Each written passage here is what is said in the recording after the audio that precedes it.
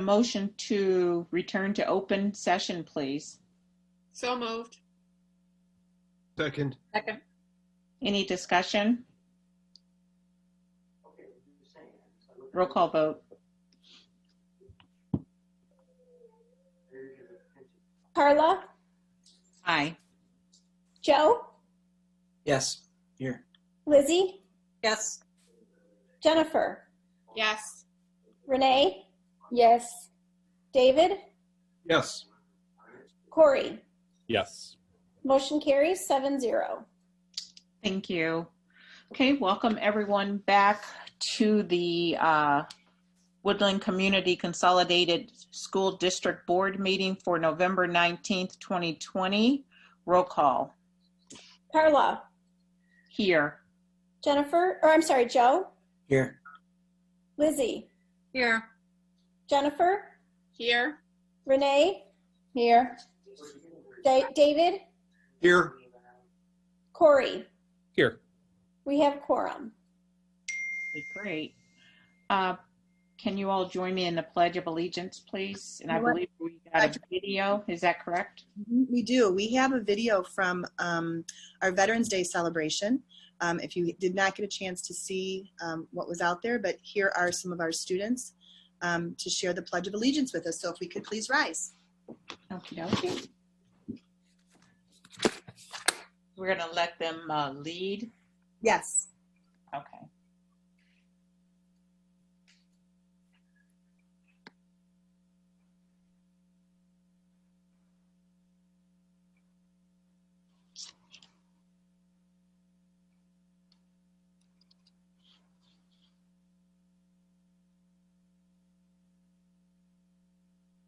I don't know if there's any sound, Brooke.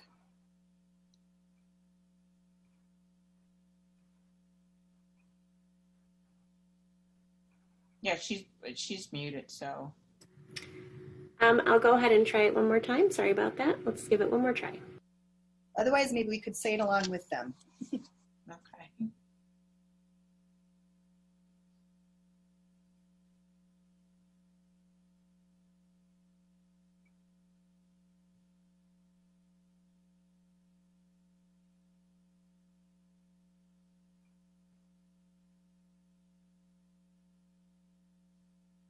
I pledge allegiance to the flag of los Estados Unidos de América and to the republic for which it stands, one nation, under God, indivisible, for liberty, justice for all. Okay, great. Thank you. Thanks to the students who participated in the Pledge of Allegiance. Next up, we have approval of agenda. I would like to pull from the agenda the policies. I think I had mentioned that last time we never got the chance to discuss them. So,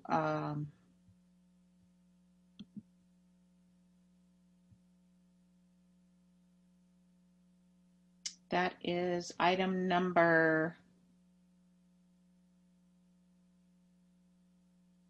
13D, approval of revised, and revised is spelled wrong, by the way, revised policies. If we could pull that and make that a separate action item, I'd appreciate it. Sure. Carla, just for clarification, do you want all of the policies or just ones from the previous board meeting? Let's just go ahead and pull them all. I think that might be easier for the action item since it's one item. Okay. Any other adjustments to the agenda? The other one I would suggest is under action items 14A, approval of phases 2 and 3 of the hybrid learning plan. I'd like to make that a report rather than an action item.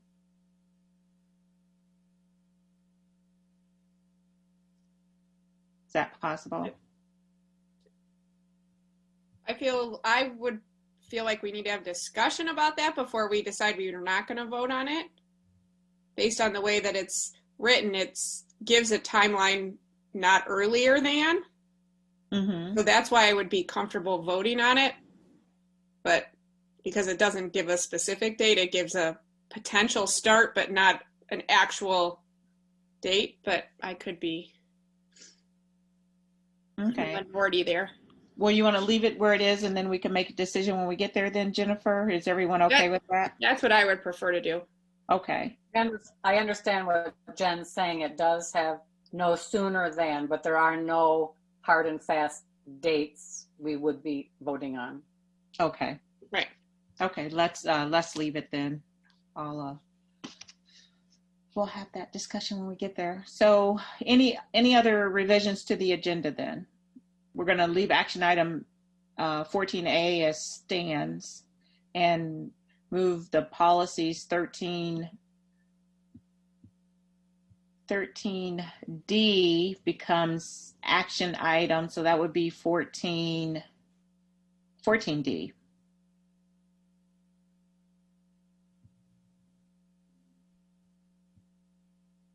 Anything else, board? Okay, hearing none, can get a motion to approve the agenda as amended. So moved. Second. Discussion? Roll call vote. Joe, Yes. Lizzie, Yes. Jennifer, Yes. Renee, Yes. David, Yes. Corey, Yes. Carla. Aye. Motion carries 7-0. Okay, thank you. Next up, we have the tax levy hearing. I'm pulling up the script.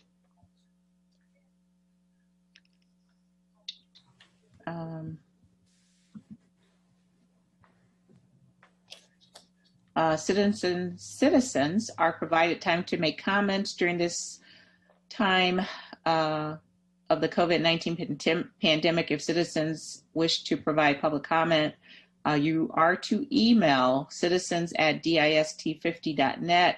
Hopefully you all have done that. If you do have comments or questions, include your affiliation with the district and indicate tax levy in the subject line. So we will read your comments during the meeting if you have sent those in. So we'll move forward with the script. Let the record reflect that this is the tax levy hearing conducted by the Board of Education of Woodland Community Consolidated School District Number 50, Lake County. For the record, the board approved the preparation of the tax levy in tentative form on October 22nd, 2020.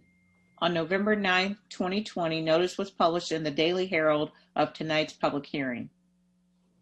At this time, does the administration wish to make any comments? And Chris, you'll provide a I have presentation. a report. Is that correct? That is correct. Okay, we'll turn it over to you. Thank you.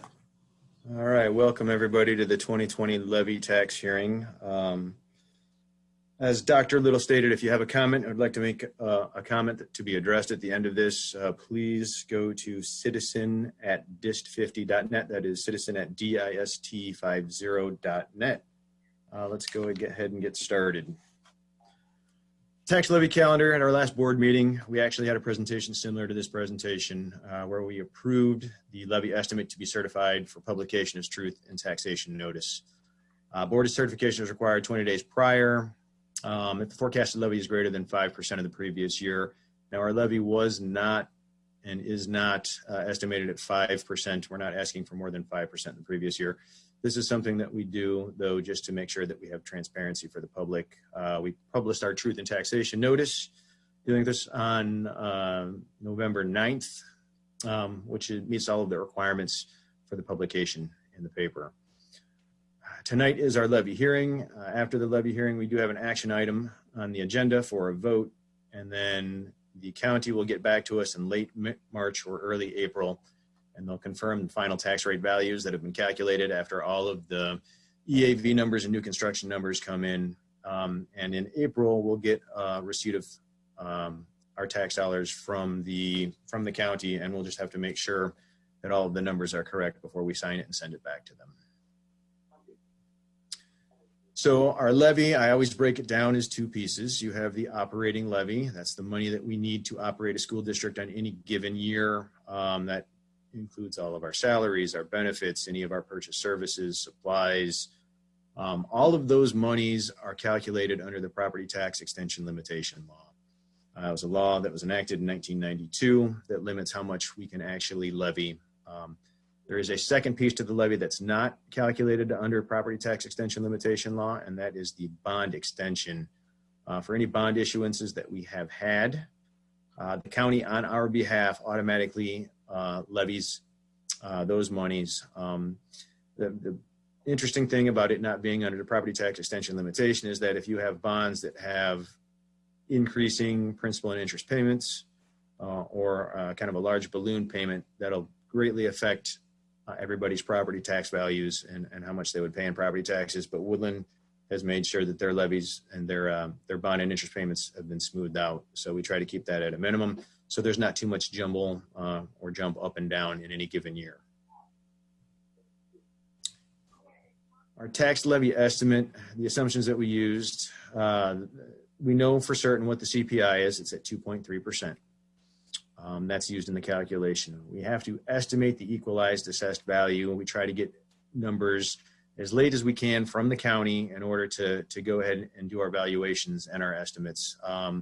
We're looking at growth this year estimated at 2.02%, or EAV at about $1.7 billion. Our construction dollars that we're estimating as well, a little bit over $7 million. That's important in the property tax calculation. And we talked a little bit about the property tax extension limitation law. We'll talk a little bit more on the next slide, but it is it's a limiting rate calculation, and it just determines the rate that we are allowed to use. Next slide, we'll talk a little bit more about PTEL. Enacted in 1992.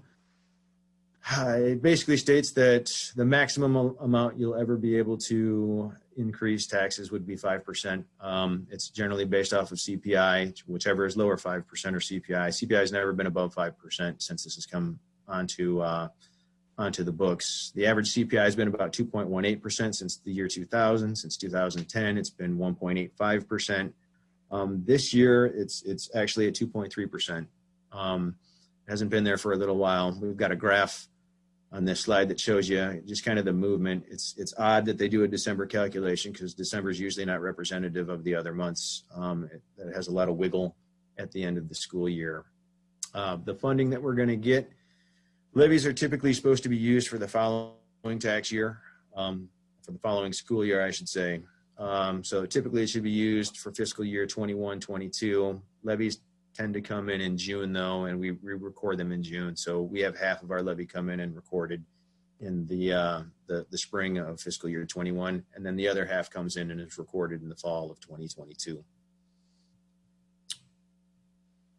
This is taking a look at our EAV historical figures plus what we estimate. You know, it's been a little bit up and down. Traditionally, EAVs generally, you know, are an entity that just go on the rise year after year after year.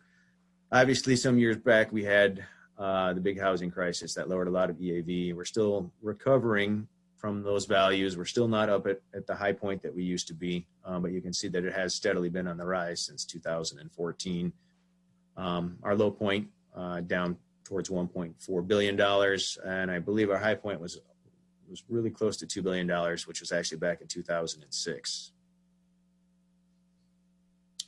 If we take a look at the actual calculation, there's a basic formula that goes along with it.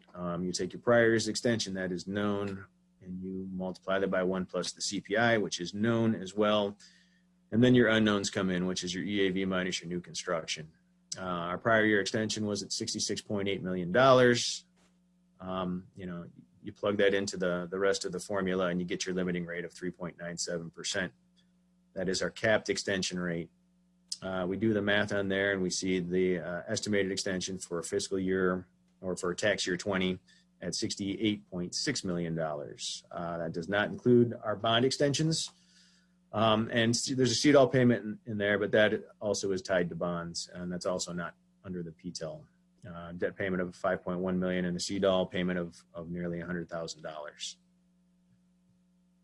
So all of those are just kind of numbers. This is a good picture to show what we received in the prior year, which funds our extension went into, as well as the bonds. In the yellow, it's what we are requesting, and our request rate. And you can see, obviously, our request of $70,100,000 is above the $66,800,000 that we received last year. It is a 4.87% increase. And once you add in the bonds, it's a 4.45% increase. That is not the monies that we expect to get. Those are just the monies that we are asking for. And it is customary for school districts, as well as other taxing bodies, I'm sure, to ask for monies above and beyond what they traditionally believe that they are going to get. And a lot of the reason for that is because of the estimates that come into play. If there is new construction that comes late on the tax rolls, it's not on the books, and we don't have a buffer in, then those would be tax dollars that we'd miss out on, not only for this tax year, but those would be tax dollars that we'd miss out on into perpetuity. If you miss out on tax dollars, you can never get those back without having something like a referendum. For this year, what we believe we're going to get is that $68.67 million. That's the 2.74%. On the right-hand side of the screen under the expected levy extension. You include the bonds in there, it's about 2.48%. I will say that there is no penalty for overestimating what you think you're going to receive. You can overestimate at 20%, 50%, 100%. That doesn't mean you're going to get it. There's an amount that you can receive by law, and that's what we feel. That's what we see there in the expected levy extension at the 2.48%.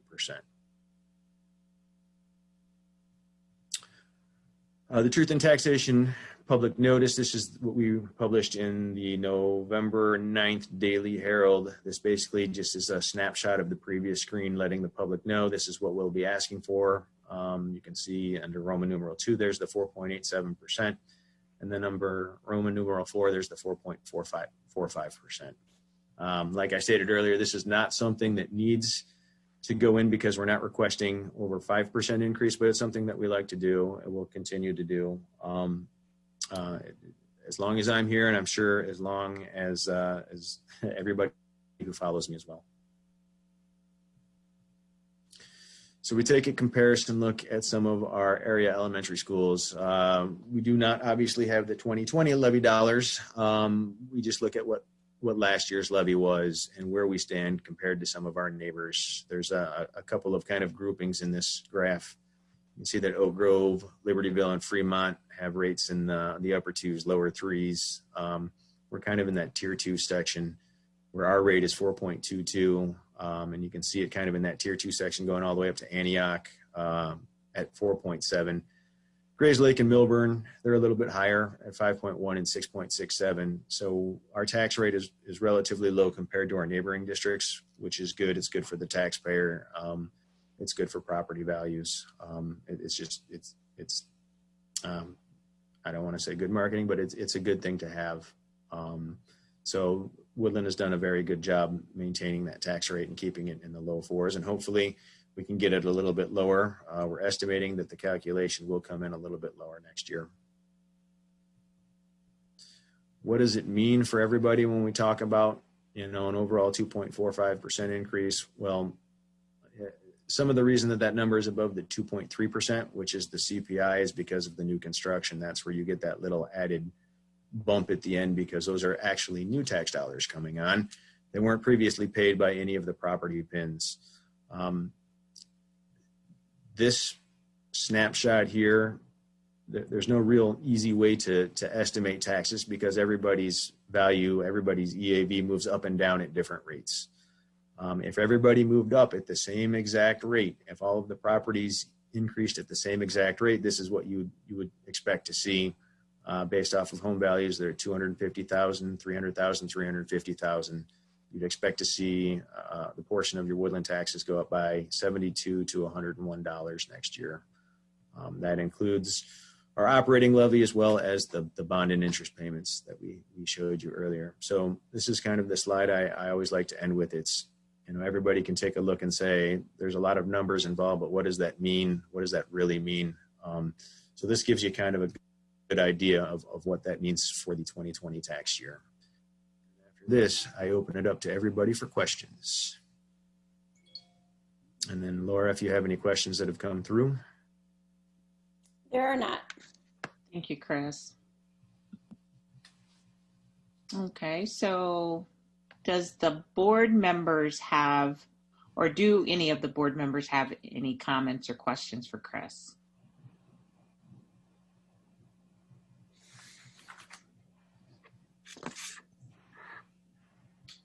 Are there any comments? I think, Laura, you said none have come in, correct? Correct. Okay, well, Chris, thank you for that very informative presentation on the tax levy. Can we have a motion to adjourn the public hearing on the tax levy? So moved. Second. Discussion? Roll call vote. Lizzie, Yes. Jennifer, Yes. Renee, Yes. David, Yes. Corey, Yes. Carla, Aye. Joe. Yes. Motion carries 7-0. Okay, thank you. Next up, we have Superintendent Showcase. I'll turn it over to Dr. Casey. Hey, thank you, Dr. Little. As the board hopefully is aware, November 15th is National School Board Member Day. And we had our students and our schools that wanted to thank you. So for those of you board members know that it is not just a meeting once a month. There's many committees that you serve on. There's much time that you put on outside of just the meetings that sometimes the public sees. So it is a volunteer job that is a great deal of time and really is impactful for the community. So we wanted to thank you on your special day. So the first one we wanted to share with you, and you'll be receiving these, was from our middle school. And that was a card that a 7th grade girl took all of her art that she had made, and she wanted to share that with you. So thank you for your dedication from the middle school to all of the board members. Next up, we have our primary school who has a video that they would like to thank you with. And we're hoping all technology works tonight, but we'll see. So turn your volumes up.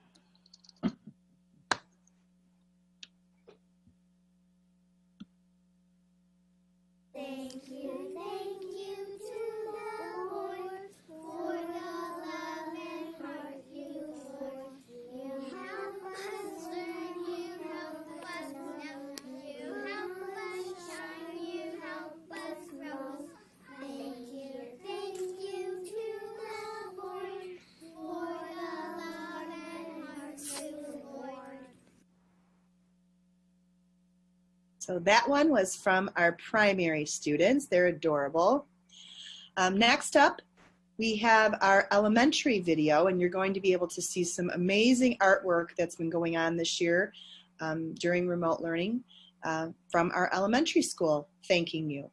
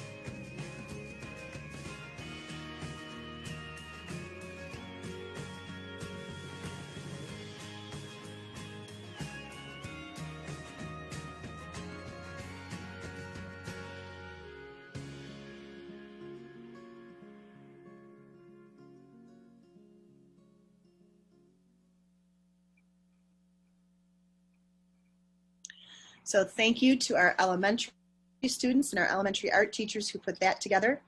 And finally, at our intermediate school, in some of their art classes, the students watched a short video on what it means to be a board member and what a board member does. And so based upon that video, here is what intermediate put together for you.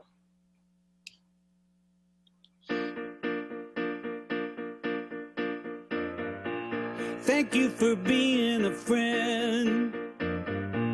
Travel down the road and back again. Your heart is true, you're a pal and a confidant. I'm not ashamed to say, I hope it always will stay this way. My hat is off, won't you stand up and take a bow? And if you threw a party, invited everyone you knew, well, you would see the biggest gift would be from me, and the card attached would say, thank you for being a friend. Thank you for being a friend. Thank you for being a friend. Thank you for being a friend. So awesome. Board members, anything you'd like to say? Oh, that was all beautiful. Thanks to all the schools and the students and teachers that pulled that together and thought of us. Thank you. On behalf of all of the students and the staff in the district, thank you for everything that you do and for your leadership. We greatly appreciate it all the time. But yeah, that was fantastic. Next, as part of the superintendent showcase, we are highlighting our middle school and some of the things that they are doing to create community during this remote learning time. So I'd like to turn it over to Mrs. Drake, and she's going to tell you a little bit about what's going on at the middle school. All right. Hi, everybody. It's good to see everybody. Thank you so much for the opportunity to just share a little bit about what's happening at the middle school.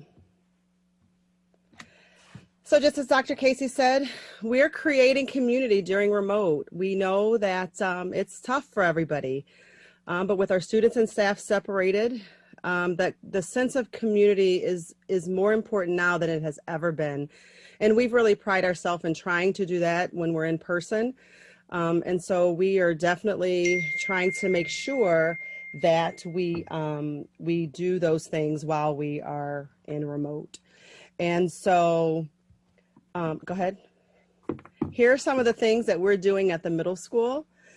And this is just a snapshot because we're working really hard and trying to make those connections consistently throughout the year in person or even remote. This is just a snapshot, and we're always researching ways that we can do a better job of having the sense of community. But this is just a couple of things that we'll kind of highlight today. And we know that the social emotional needs of our students is very important. So tonight I'm just going to go through a little bit and just to show you some of the things that we're doing to meet those needs. We have what's called Second Step, Close Gap, and our social work groups. And I'll talk a little bit about those. Go ahead. So Second Step, and Second Step is actually something that we purchased this year for our middle school students. And it is a curriculum, a social emotional curriculum, learning curriculum that we have that is web-based. It's for middle school students. Our middle school students are used to the advisory period. That's part of the middle school philosophy. And we're used to having a time where we focus on, lessons that are teacher-led and lessons that we talk about goal setting and recognizing, bullying and harassment. And so this Second Step is obviously it's web-based, and it's really good for us now during remote to have something that we can have our kids focus on and our teachers to be able to initiate that sort of advisory program, but we have it where we can do it remotely. And so with our second step, we have that in our schedule every day. And that's that sense of connection that we can make and that sense of community for our teachers and also for our kids. And it's from 2:05 to 2:45 every day. On Mondays, our teachers are checking in with the students. On Tuesday, we have our lessons, and we have Wednesdays and Thursdays, we continue to do lesson activities. And then on Fridays, we make sure that we spend some time. Our teachers are spending time. They're asking kids questions and actually sitting and talking to these kids. And so second step, we're thankful that we have that program and that it's web-based and it's the teachers are able to have interactive activities and also discussion things, grade level. And there's also a parent component to that. We send out every time there's a new unit that we're doing, we send out questions so that the parents can actually start to talk to their kids also about some of the things that they're learning in school. So that's our second step program. We also have what's called Closed Gap. And this is new for us. It just started in October. We're piloting it. It's also another web-based program that we have. We have about 730 kids right now that we're piloting it. And this is a tool. It's a check-in tool with our students. So this is just, how are you feeling? And again, that's one of the, it's crazy times right now. We got to make sure that we are making sure checking in with students. And this Closed Gap, it's actually a way for the teachers to be able to track throughout the day of how the kids are feeling. And it's really meant for the time for the students to just kind of take a breather away from school and to reflect on how they're feeling. And we know that identifying your feelings can actually help you connect with what's really going on and also to cope with what's happening. So that's how we're wanting our kids to connect with their feelings. And so, and everybody knows that as an adult, that's hard to kind of connect those feelings, right? And that's a lifelong journey that I know me as an adult, I still have to work on those feelings and connecting with how to cope with those things. And so this is it's an animated thing for the middle schools to kind of look through, and the teachers, we are able to track the data of how kids are feeling. And if any kids if there's some situations where the kids are flagged and they really need some support from someone, it goes directly to the teacher and also to our social workers. So we're able to work and give those students support who actually really need it. So that's our Closed Gap. The next thing, and obviously we have to make sure that we're working with our students to continue with that sense of community, is our social work group. We're making sure that our social workers, they're working a lot with making sure that they have their weekly meetings with teams. They're continuing to have their small groups. They're doing individual assistance. They're communicating with families. They're supporting their students. And they're just providing a shoulder. In the beginning, we actually sent a video out, a video of all the social workers to the parents and to kids so that they know, here is an extra support for you. Here's a face. Here are the social workers that work with your teams. And so parents had that video, and anytime a parent or a student needs assistance or needs a support or shoulder to lean on, the social workers are there for them. Okay. All right, so the next thing that we have our student socialization clubs, we have spirit days, we have team-wide connections, we have administrative connections. Okay, so our clubs, we're super, super excited and thankful that our teachers they were ready to rock and roll and ready to go. And we didn't realize how, everybody's trying to just make it, and our kids, they needed something after school. And so here are the clubs that we have offered. We started at the end of October, and it's rocking and rolling. We have over 300 kids that actually participate in these clubs. And if you've noticed, some of the clubs that are up there, they are some of the clubs that we had that actually competed. And some of those clubs are still going to actually be able to still compete and compete virtually. I know last time I had met with you guys and done a showcase, the debate club was one of the ones that I highlighted. That club actually has 50 members in it. And so, you know, we're excited about that we're continuing to offer those things for the kids. And, you know, there were some clubs that we had to kind of, you know, put a limit on it, but we'll continue to offer that. We have until January, we have this session for the clubs, and then we'll open it up so that another over 300 kids can actually participate in clubs. So we're excited about that, and we hopefully, you know, can engage for the kids to engage with each other and also with different staff members. So that's our clubs. We're offering spirit days. If you can take a look at some of those pictures, you know, that was Halloween. Those are all of our teachers, and that's how they taught that day. So I think that's pretty cool that we're making those connections with our kids. We still are having our theme days. We had Red, White, and Blue Day, you know, for random acts of kindness. We're doing all of those things so that we can get the kids to connect and to take pictures of themselves and the things that they're doing, take selfies, and then we have a place for them to put those pictures up so that so that they can share. And that's part of that connection and building that community. Okay. And then we have our teachers who are still doing a fabulous job of trying to connect and engage the students. And we're still rocking and rolling with what we do in person. We're doing our team meetings. We're doing Student of the Week celebrations. We're doing team fun days. And there are just a couple of pictures of how we're celebrating. We have some teachers who are actually still going out, and they are, you know, giving out Student of the Week awards. And so that's still that team-wide connection. We're having those team meetings and fun days, and you know, it's tough, but we're making the best of it, and we're hoping the kids are getting, you know, we still need some time for those fun days, and we're still putting those in there. Okay, next. So the administrative connections, I'm really proud of my administrative team. They are rocking it. You know, we were doing some home visits, especially at the very beginning. We were making sure that students had what they needed. We had gone over, you know, had done over 100 home visits and making sure that our students had what they needed. All of our APs and myself, we created introductory videos so that we can make that connection and have that community feel, so that the parents and students, you know, got a little taste of us and who we were, and to make sure that we felt that everybody felt like they were open enough to be able to come, that we were open so that people can come to us. You know, we've been having our focus groups. I'm going to be honest with you, the last focus group, we really have to start tapping into our students. Our students are valuable in the information that they give us. So I have really enjoyed being able to work and talk with students in those focus groups that we've been having about our remote learning 2.0. Administrative, we've been going into classes, and we've been having our chat hour. We've been having chat hour with our teachers. But we're still working on how we can have those chat hours with our students, and we're researching, and our PBIS team is going to make sure that we get that going as well.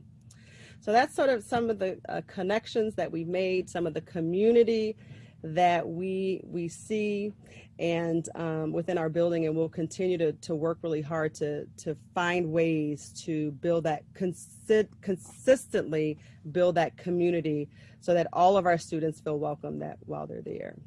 So again, just as in Drake style, I have to do Drake style. I really did want to come in and do an activity. I wanted you guys to get a feel for what we do every day. So, all right, board members, this is for you. You have to go along with me. Now, this is something you're going to learn a little bit about yourselves, and I'm going to make it quick. Okay. So here's one of the things. It's circle time. And so this is some of the things that the students would be doing. And again, I'm going to ask you guys to be honest with yourselves. You're as a group, you've been together for a while. Some of you are new, but we're going to learn about each other today, just a little bit about each other. Now, I am obviously going to ask the questions, and if I can get about 2 or 3 of you to answer the questions, and then we'll get volunteers. Now, if you don't really want to answer, that's okay. If you just volunteer, we'll take volunteers. But if we were in the classroom, I would have or if we were in person, I'd have a talking stick so that we can pass it around and you guys can do that. But for time's sake, we'll just kind of go through. All right, so my first question is, what is one of your strengths or something you like about yourself? What is a strength what is one of your strengths, or what is something you like about yourself. So for me, I'm going to say I like that I'm friendly. All right. I'm going to have one of you. I need just pop out and just tell me. So who's going to go? Chris Bobak. Give me a strength or something you like about yourself. My strength is mathematics. All right. See, Mathematics and being cautious with money. All right. See, we need you. All right. Thank you for sharing. I need one other person. Tell me your strength or something you like about yourself. Corey. I am good at technology, and when given new technology, I can figure out how it works pretty quickly. Thank you for sharing. Thank you for sharing. So my next question, describe a strength you see in someone else in this room. Ooh. So you guys have been working together. What's a strength that you see in somebody else? So I'm going to go first because I'm going to say, Dr. Casey, the strength I see in you is resilience. That's something I see. It's just being resilient. All right, Jen, let's go. I would say a strength I see in Joe is his listening abilities. He's a great listener. Very good. Thanks for sharing. Would somebody else like to go? I will also add a strength of Joe. I think he always knows how to dig a little deeper and ask the right questions. All right, thank you. Dr. Little, do you have for somebody else, a strength you see in somebody else? Oh, wow. I hate to pick one. I think for the whole board, Good. That's good. Yes, I think the board is very caring about the community. That's a strength. Thank you. Thank you for sharing. Can I share one? Yes, go ahead. Okay, I want to talk about Dr. Little. Dr. Little is an excellent decision maker. She knows how to stick with the right thing to do and persevere through it. And I really admire that about her. Good. Thanks for sharing. Anybody else want to go before I go to the next one? All right. Okay, so my last question is, what's one way you can use your strength to help other people? Now, this is obviously the Thanksgiving holidays coming up soon, next week, right? So what's your strength? What's your strength that you could use to help people? So for me, I said, I'm just friendly and things like that. That's what I think, right? I think what I would like to do to use my strength is that I go to church and I'm missing church, not being able to go to church. So I think I would like to maybe take meals to some of the elderly that's in the church and just drop it off since I can't see them. So drop it off at this doorstep. So that's my friendliness, I think. What's a strength? Using your strength to help others. I need two people to let me.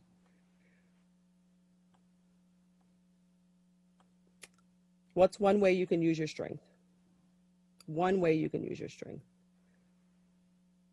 One of my strengths is my spirit of volunteerism. Not only do I volunteer with the school board, but I also volunteer in the community with a local nonprofit called Keeping Families Covered, which provides diapers for families in need. Right. Renee, I'm going to get you on this one because I think I'm going to get you. Go ahead. I think my strength is my my voice. Okay. And so how can you use that? I think I use my voice to advocate for others, even when it goes against what the majority may think. And how I use it now is, or during the holidays, during this time, is I'm using it to raise money and awareness to feed 100 families. And I have successfully raised money over $15,000 to make it come true, to feed these 100 families full Thanksgiving dinners, including a dessert. And I'm excited about it. I can't wait for Saturday to come. Nice. And that was me using my voice. There you go. So. Would anybody else like to share how they're going to use their strength? Anybody? We haven't heard from David.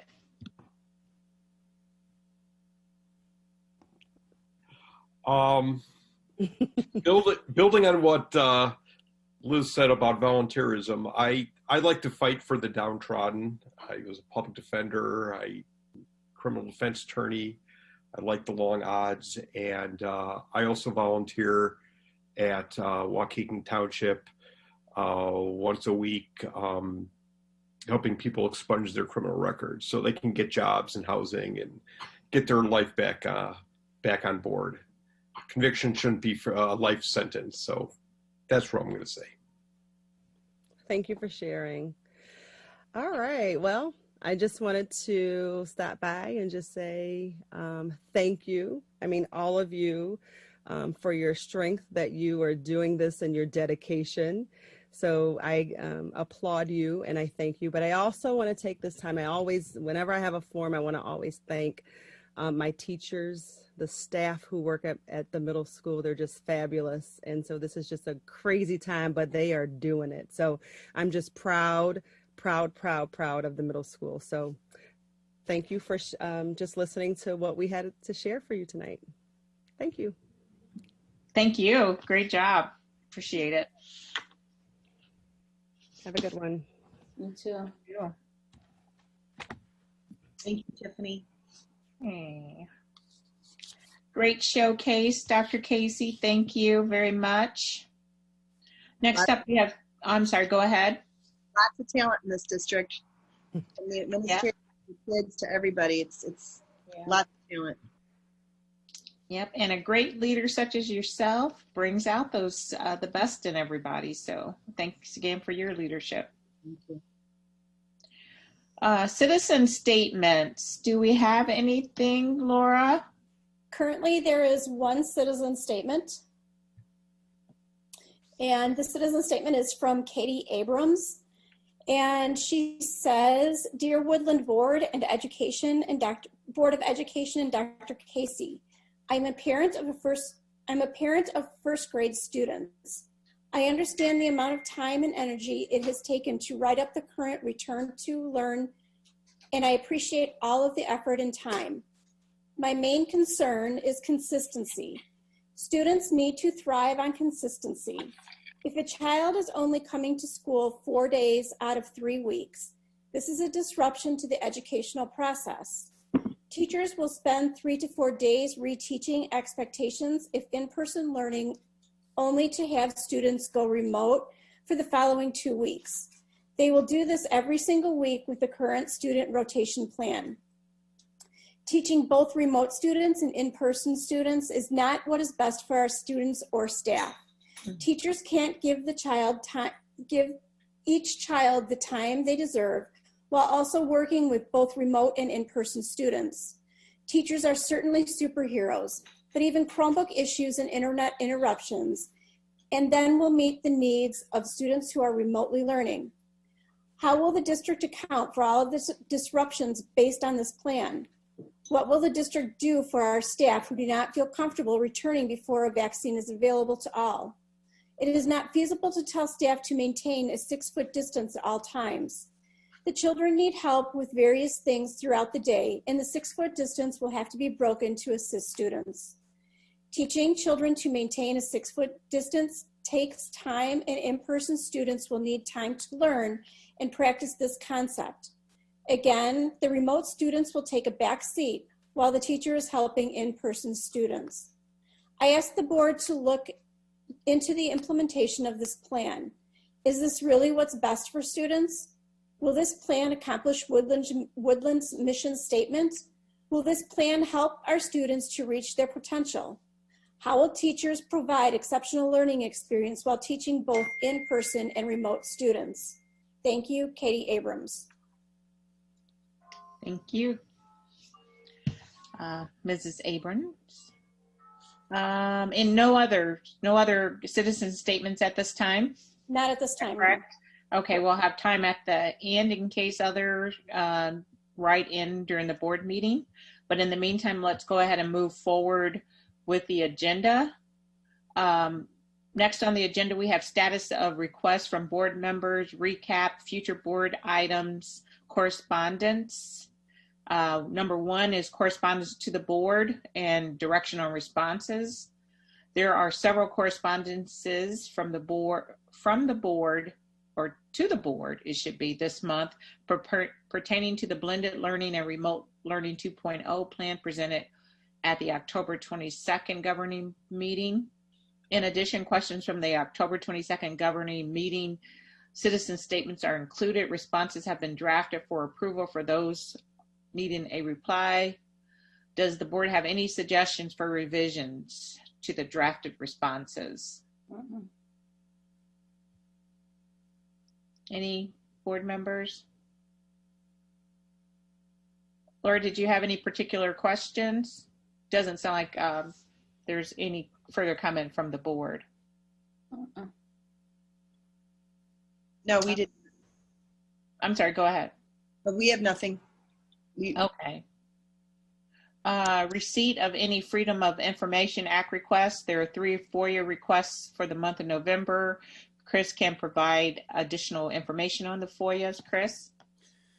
Request number 1 received October 16th, replied October 23rd from Dennis Morales, interested in learning about student transportation from a national lens and asking for current contracts for general education transportation, current contracts for special ed McKinney-Vento, and type 3 van transportations, and a list of bidding vendors from the last RFP. FOIA 2 from Vince Espy from Local Labs, received 10/19, responded 10/26. Copies of any contracts involving guest speakers for 2019 and 2020 school years, including any virtual guest speakers as well. And FOIA 3 was from Mr. Tanner, requested 10/19, responded 10/26.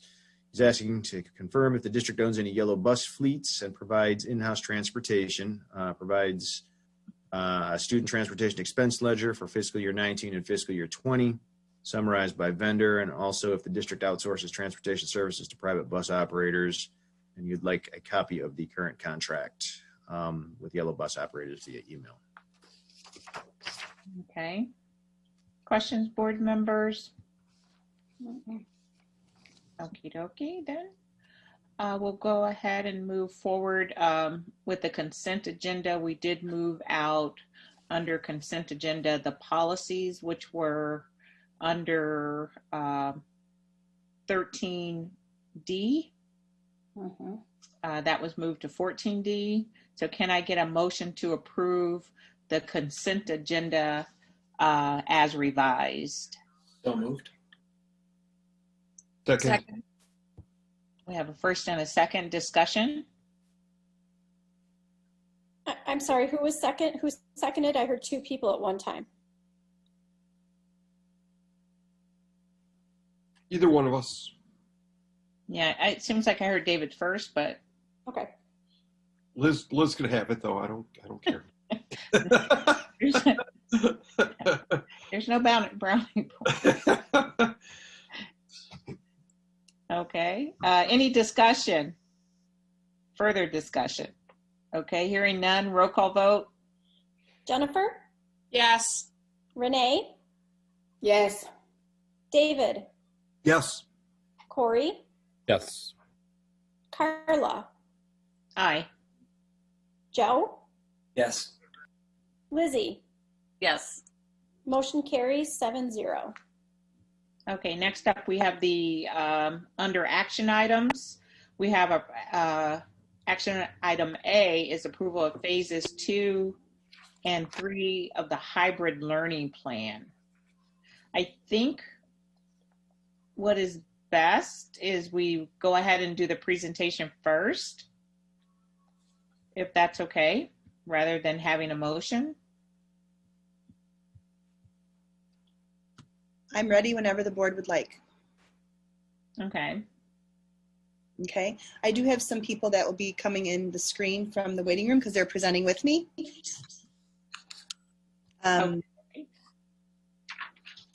Okay, Brooke, whenever you're ready to put it up there. I was just making sure everyone was in. Just 1 second.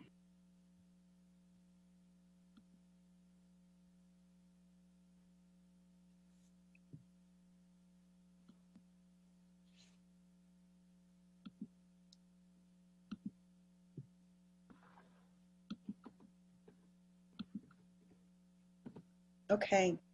All right. So good evening again, everybody. Tonight I'm going to review, or going to go over our phases 2 and 3 of our transition plan that we've talked about. As you know, last month we went through phase 1, and the board voted on that. I wanted to start with some data that I'm sure the board is well aware of, but just to show you. As you know, I check these metrics daily and other metrics daily. And you can see that our incident rate is much higher than the 14% of the 14. You'll see that back in October, Lake County was at 22.8%. It's now at 84.3. Our zip codes, these are all of our zip codes that are taken into account for Woodland. Back in October was 24.1. It's now at 92.4. And Gurnee, I just pulled out Gurnee because that's where some of our buildings are located. That was 26.1. It's now 96.1. So these are the incidence rates, the incident rate numbers, and those are the new cases per 100,000 residents in the area. And each value is the average over the last 7 days to account for some short-term abnormalities.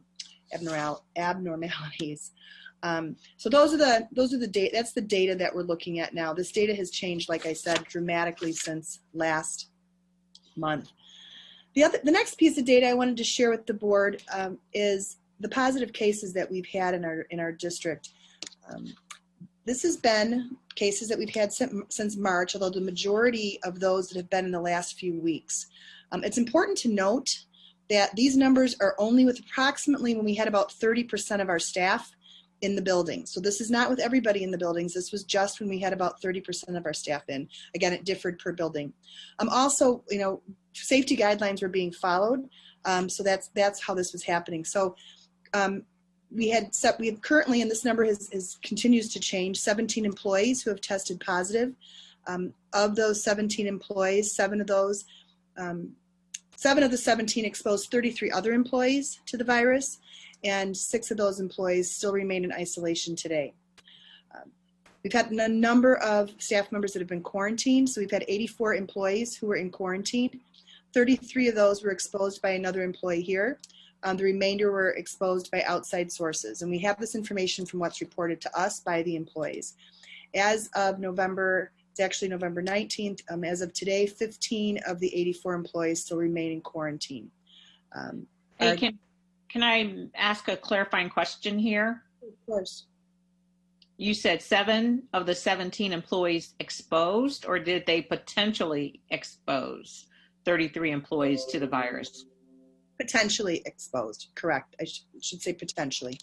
Because, correct me if I'm wrong, none of the 33 listed tested positive following that possible contact, correct? Correct. Okay. Just wanted to make sure we so far have no evidence of person-to-person spread within our buildings. Correct? Mm-hmm. Okay. So we've been working closely with the Lake County Health Department, not only on weekly calls in general with other superintendents in the Lake County Health Department, but also on every case. So our Human Resources Department is in constant contact with them, and we follow all the guidelines. So there's been, as you can see, if the numbers were better right now, if the metrics were better, I don't know if we'd be able to open because of staffing issues. So I just wanted the board to be aware of that as we talk a little bit further. So the hybrid phase-in plan that we talked about before. I'm sorry, Lori. I just want to make sure we're clear on these numbers. Can you go back a slide? So the 33 employees mentioned under quarantine cases are the same 33 that's mentioned that were potentially exposed to 17 employees that came to school positive, correct? That's the same 33, or is that different 33? I believe it's the same 33. Okay. And I think we have to use potential because none of them tested positive. Correct. So I just want to be clear about these, because when this is published, we don't want to give the impression that, again, these were actual employees that later tested positive. Mm-hmm. So maybe just think about better language on that one. Sure, I'll add the word potential. Okay, thank you. Thank you. And the reason for that is our staff is aware of those numbers in their own school, and the board is aware when we send a letter. But I wasn't sure if, when you look at the totality of it, it's a different picture than when you look at it, a case by case basis. So it is the same 33. Just to make sure. So I'm going to review the 3 phases of the plan as we discussed in our Return to Learn plan last month. We'd be asking our staff to come back a week prior to when we have our students back. Now, when we've been putting this plan together, again, the numbers were very different. So what we're talking about tonight, we have some dates in there that I think are definitely up for discussion, because I'm not sure, there's such an uncertainty out there with everybody of where the metrics are and where the numbers are and when they will change. So right now we know that we're in a very different place than we were even just a couple of weeks ago. So phase 1, we have, this is what we talked about last month. It was clarified that the first date to have all staff return to the buildings was January 22nd, and that's a Friday. So therefore, staff would be returning January 25th, and students would return February 2nd. We've asked our parents of our students to please commit and let us know if they would be interested in coming back or they'd be interested in remaining virtual. And as the average, we have about 84% of our parents in phase 1 that have responded, so we'd like to thank them.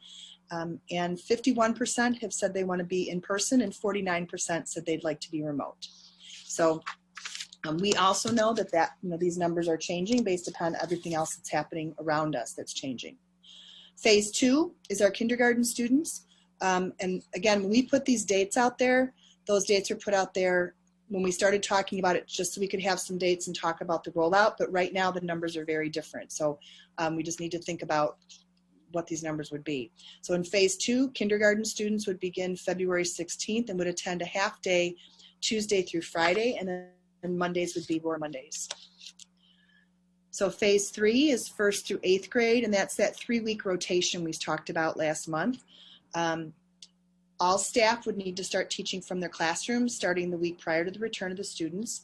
And we would prefer for students to stay in person or remote for the remainder of the year. However, we understand circumstances change. So we would be asking you to work with the principal on that if your circumstances change. But these are the numbers as we tried to roll it out, given the metrics that we were looking at actually like as early as beginning of last week. So those are some dates for 1st through 8th grade. Okay, so the main thing, one thing we wanted to talk about tonight was the phase in and the revision of dates. Currently we voted on already, the board has voted on phase 1, but we have phases 2 and 3 that we're talking about tonight. And then we know we have the December board meeting and we have the January board meeting to talk about any revisions of dates as necessary. And we definitely anticipate that dates will be revised based upon the metrics and our numbers in our own district and also the numbers surrounding us. So just a reminder, parents will have a choice to continue remote learning 2.0 or hybrid on-site. And again, I know I say this and it's not a real positive thing to say, but it's reality. And that is one thing to understand is that our on-site learning is not going to look like it did back in March. Students who are at school are going to be in desks. They're going to be 6 feet apart. We showed some pictures last month. They will maybe eating in their classrooms. So those are some things I just want people to remember when they're making those choices. It is going to look different. The next few slides are just showing the rotation that we talked about. So again, week 1, group 1 would come in, they'd be in person. Everybody would have Roar Monday, and then they'd have in person Tuesday through Friday. And then we'd be remote the next 2 weeks. Group 2 would be in person the second week and remote the other 2 weeks. And then group 3 would be remote the first 2 weeks and in person that last week. So nothing has changed since what we talked about last month, but I just wanted to share with you before there was a vote tonight. The next piece we talk about, we have some staff members who are not able to return. You have the next slide, please. Thank you. One thing we heard loud and clear from our parents is that they do not want to change teachers, and we don't want people to have to change teachers, especially the longer that this goes on. It's really not good for children to be having different teachers. So we tried to figure out a way that everybody could stay with their same teacher. However, some staff members are not able to return for medical reasons and some other reasons. So we had given this date of November 30th in our presentation tonight. Again, that can be changed. But if a teacher is unable to return in person, we would be notifying those parents before they made those decisions. Those staff members would be teaching from home, and there would be an adult in the classroom monitoring the students. We know this is not ideal, but it allows students to stay with the same teacher. The remote learning and the hybrid learning session times, the end times for each session, again, have been adjusted to address the additional planning time that would be needed for simultaneous instruction of students in person and in remote. Overall, we continue to hear, and I agree with what Mrs. Drake said earlier, we continue to hear really positive things about what our teachers are doing in remote learning. It's as successful as it can be, and they're continuing to be innovative and find new ways to make it even better. But this comes with a lot of hard work on the part of our teachers. And again, we're asking them to shift from not only just doing remote, but doing remote with some hybrid in person. So we want to give them the time for professional development at the end of the day, and also the time for some additional planning. And that's what's reflected in the schedule. So the next video was made we have a team of people that were putting together so our students would understand what it might look like when they come back. So if you want to play that one.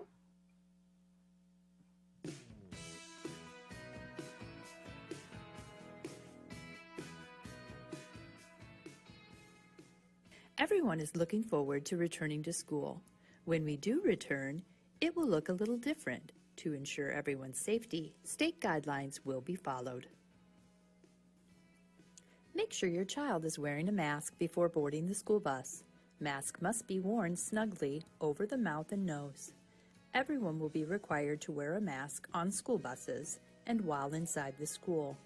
Also, make sure your child is wearing their lanyard with the self-certification completed. No neck gaiters will be allowed. Before boarding the bus, students will show the bus driver their self-certification card with a signature indicating that they are free of fever and symptoms related to COVID-19. Bus drivers will assign students seats, and seating will be spread out to the greatest extent possible. Students will enter the school building maintaining a distance of 6 feet apart. Students will be required to stay socially distant throughout the day.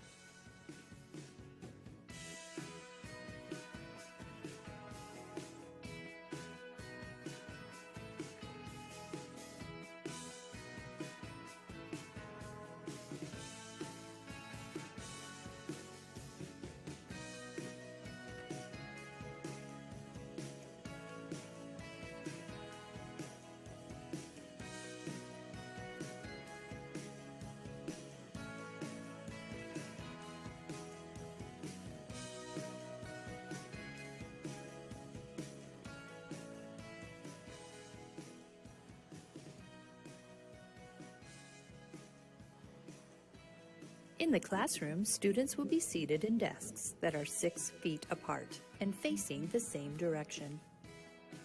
Hand sanitizer will be available upon entering and exiting the classroom. All student supplies will remain with them throughout the day, as no lockers, cubbies, or hooks will be used. We look forward to seeing you at school. Remember the 3 W's.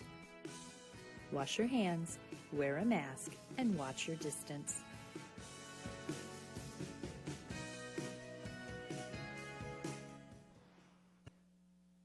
So again, I want to thank the team that put that together in order just to help our students be able to give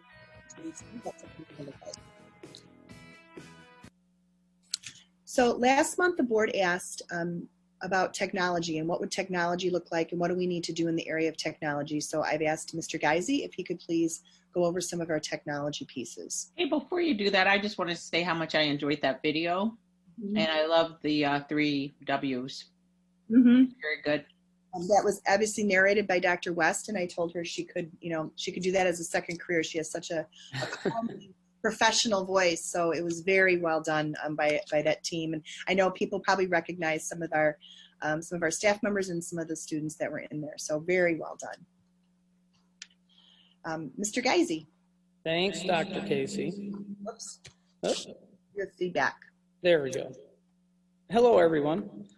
So as we move into phases 2 and phases 3, gaining feedback from our staff and from some neighboring districts, there are a number of new requirements for technology in the classroom. We took a look at video conferencing that we're currently doing, the need to be able to communicate to students both remote and in person. Also, our teachers being able to present to students that are remote and in person. And the students that are remote having the ability to see the whiteboards or smartboards in the classroom, what the new bandwidth requirements would look like. And then now we have our students back, we're supporting broken devices either here in person or remote. We brought in Griffin Technologies. They're our security and network consulting firm to do some data collections, and they looked at the actual transmission of data from the classroom, from a teacher's computer, out to and through our infrastructure out to the internet. And then we collected the data coming back from our students that were remote, going back to those same computers. We did this study back in the spring and in the summer, but as we started the school year, the Google company changed Meet daily, weekly, and sometimes monthly. And so what we looked at back in the spring and the summer, it's a completely different product today. And what we found in the new analysis that we did is that Google Meet now uses about 70% more computer resources than the Zoom product does. And no matter what computers we tested on, it uses 100% of the CPU. And we tested using brand new MacBooks, brand new Dell, brand new Chromebooks, brand new iPads, and then some of the existing used computers in our fleet, and found that Google Meet will take over the CPU and memory at 100%, and it's very slow to release those resources back to any other applications. As we took a look at Google Meet and how it's running in our homes with our students, again, we found that the bandwidth requirement for Google Meet was 100% utilization versus 30% at the max for Zoom. Measuring those data, we wanted to find out what's different between Meet on a teacher's laptop hosting and the students. And we found that Zoom and Google Meet were the same at about 5 megabytes to 7 megabytes. Where the big difference came in was in the students. Zoom is much more efficient and uses a lot less resources than the Google Meet product does today. And then we have a third product we use here, and it's integrated into our Schoology product, and it's called Conference. And it's very similar to the Zoom resources that are being used. So why Zoom today? What's the change? We actually looked at Zoom back in the spring and looked at it in the summer. Back then, there were a lot of privacy issues, and everyone probably read about a lot of neighboring districts and districts throughout the state that were being Zoom bombed and having some of the security issues. At that time, Zoom was offering free Zoom accounts to districts, but did not have the same privacy that we had with our private Google domain. In May, we submitted for a Zoom domain, and finally here in October, we have now been set up to use it. So we really wanted to protect our kids and have that security in place. And so that's why we're taking a look at Zoom now. And then taking and looking at the data we collected, we're really recommending that if we move here into the hybrid mode, there'll be more resources required. We'll actually recommend that we move to the Zoom product. And then those that are using conferencing, that product's very mature and very efficient. It's integrated into our LMS, and we want our teachers to continue to use it.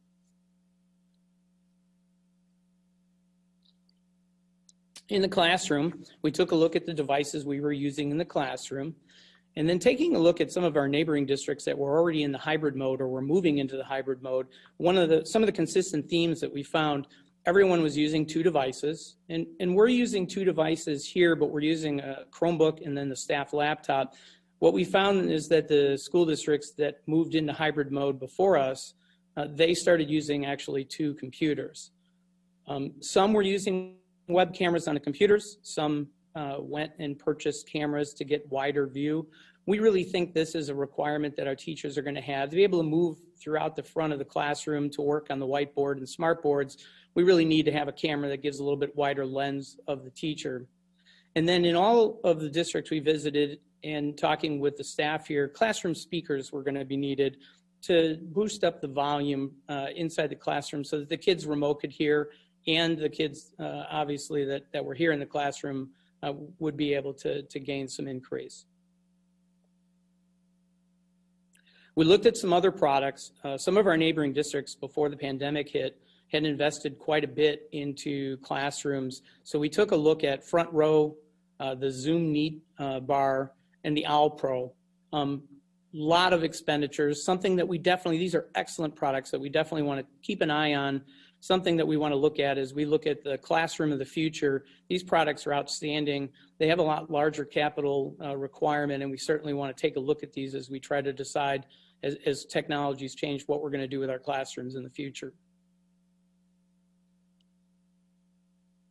We contacted CDW, and they have an education team, and we asked them, across the country, what school districts are using, what kind of products are they using. We're looking for quality products, good price points, and also very important, can we get these products? A lot of vendors have moved into complete back orders.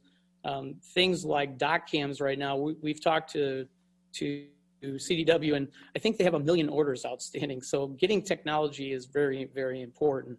So we found some really good products that they recommended. We tested and really narrowed our choices down to some really quality products. The AverMedia webcams, the Logitech speakers, Asus makes an excellent screen, and all of these products available within a 1 and 2 week time frame. We created a couple of videos for you. I'm visual, so we'll go through what it would look like. So for primary, elementary, and intermediate school, here's the recommended technology. We would move existing iMacs from our labs and some of our other resource areas throughout the district, and they would become the second computer in the classroom. This would give the teacher a bigger screen to view the students in the gallery, in the video conferencing, while still using their laptop to present. The Logitech speakers are extremely important. Working with the computers gives a boost to the volume. And then we're recommending the camera. It's a 360 camera, gives a full view of the front. It's also connected by magnets. You can actually flip it completely around.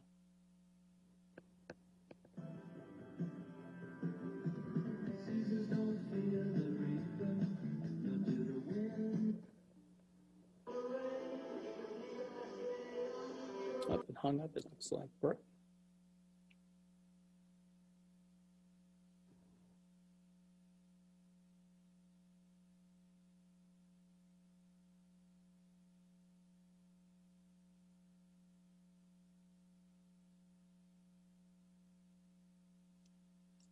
I think Dan may be frozen.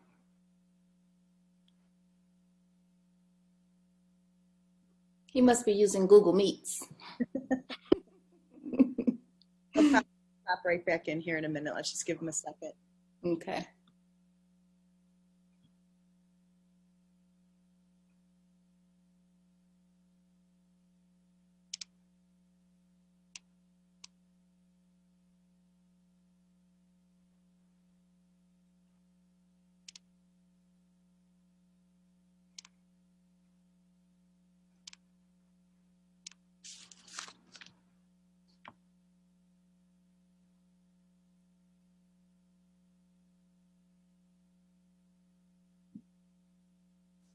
So is he able to get back in, or should we move forward? He may not know that he got kicked out. Oh, okay. I'll just let him know. Okay. Oh my God, he's still talking. Did he? No, I'm back. And I'm not at Chris's house. I'm not using Chris's network, so that didn't happen. And I'm not using Google Meet. I heard that. So I'm back. So Welcome back. It's set back up here. So in the primary, elementary, and intermediate schools, we would utilize 2 computers. One would be the iMac that we would reallocate from either our labs or from our resource centers. We would have the external speakers. They would use, you heard, and I probably didn't, but they would still use their projector connected to the laptop presenting, and then they would have the external camera. We don't have enough iMacs across the district, so middle school would be a little different. Same idea, same concept. You would have 2 laptops connected to the Logitech speakers. The difference would be is that we wouldn't have the large display with the iMac. We would bring in an Asus display, 24 to 27-inch display, providing the same quality to the teacher to be able to see the students remotely. And then the same camera. This one, hopefully I'll get to hear the sound. And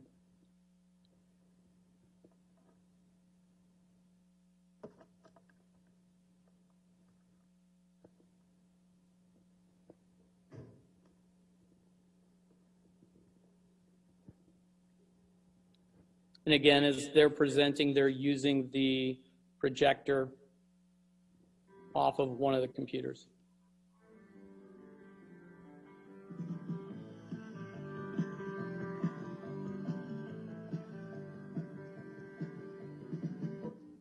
And then through the projector.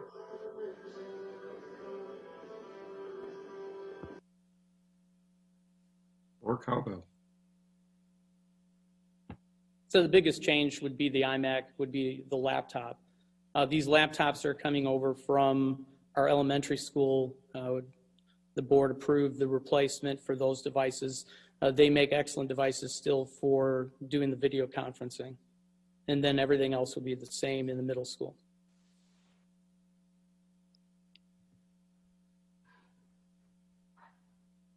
Taking a look at the bandwidth, a little bit different as we're going to be doing streaming live from inside the classroom with the students there to students remote.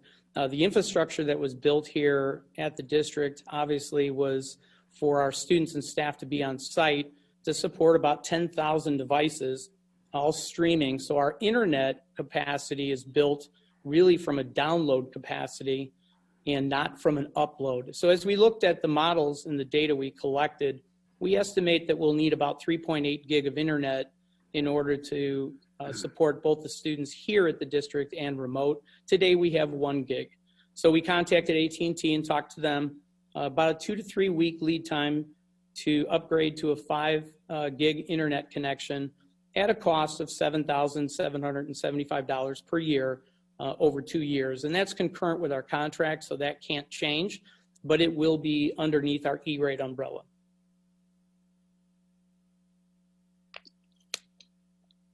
Supporting technology both remote and on site. One of the things we did before the start of the school year is we created a call center.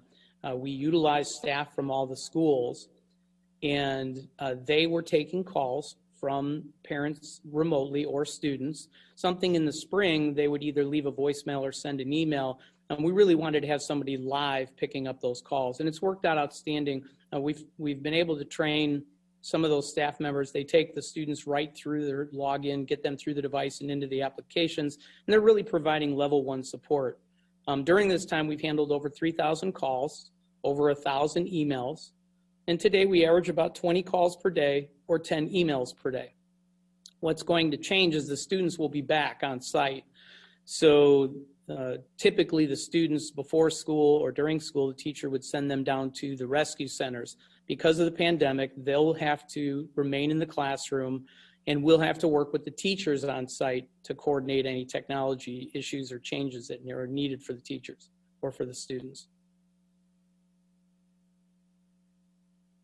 In the offices, we'll continue for our parents and students at home to be able to swap out in the offices. We have carts there with new devices, and what we're really doing is just swapping the device, and then we're repairing those devices offline, so there's no interruption to the student if they have a device that's broken.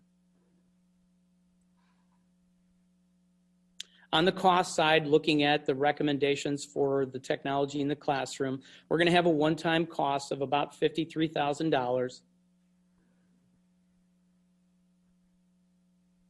And then we'll have the annual cost of about $7,775, and that'll be over 2 years. So FY21 costs would be $69,000. The FY22 costs would be that increase in the bandwidth for $7,775. We are going to use the CARES Act. In working with Chris, we continue to get updates and additional monies. So we will submit there to get us some of the financial relief for these costs. And then again, we will submit as a part of our annual E-rate the additional upgrade to the bandwidth. Worth noting is that the technology we're reallocating from elementary, from our labs and our resource centers, we're actually reallocating about $360,000 worth of computers in order to support the dual computers in the classrooms.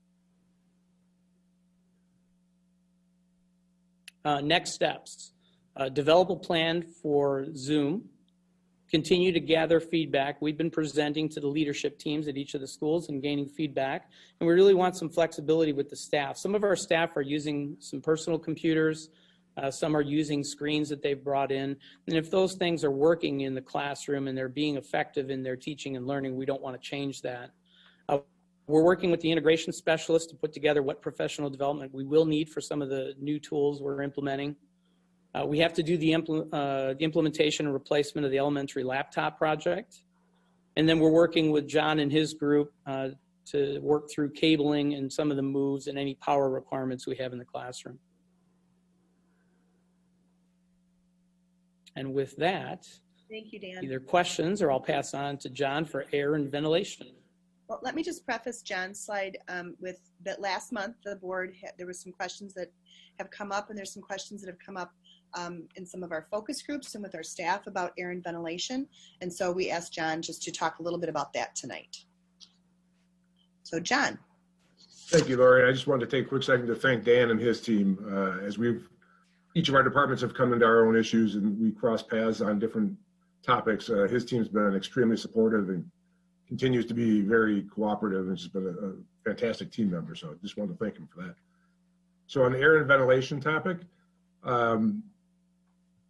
apologize, my computer's going low. We've been working with Siemens, our mechanical contract partner. Last year, the district initiated them to do the automation upgrade on the computer side, the BAS, and that's taken place, and we're reaching the end of that process here now. And part of that process is going through all the automation and making sure the thousands of devices in the field are, with the tens of thousands control points that the computer is trying to control is actually what's happening in the field. That dampers, motors, controllers are all responding as our maintenance technicians are expecting them to respond. And with that, we also got questions regarding filters. I just wanted to highlight that currently the district is using a MERV 7 to 9. MERV is just an industry standard that highlights or identifies a filter level of a particular filter. That is, again, just an industry standard for that term, for what it represents. MERV 13 by ASHRAE. ASHRAE is the organization that sets standards for institutions, industrial, manufacturing, hospitals, on air exchange, filtration rates. They're the ones that set those standards for everybody. And they just came out this past fall with a MERV 13 recommendation. But within that same recommendation, they put an acknowledgement that you can't just exchange, put a MERV 13 into a piece of equipment that wasn't built for that. So they acknowledge that you want to operate your equipment to the best standards that it was designed to. Because if we make a change, we would be inhibiting everything I just talked about in the first part about making sure the automation is performing to the building's design standards. With that, we are also going to be adding different filtration in the nurses and isolation rooms, because we also understand those rooms are going to have students or staff that will have potential cases or have just symptoms in those rooms at a much higher rate.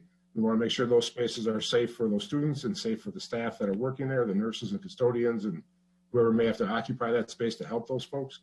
So we'll be adding those to those particular rooms. And with that, I'll turn it over to Chris for transportation. Thank you, John. As of right now, there's no update to the ISB guidance. We're currently approved for a maximum of 50 individuals per bus.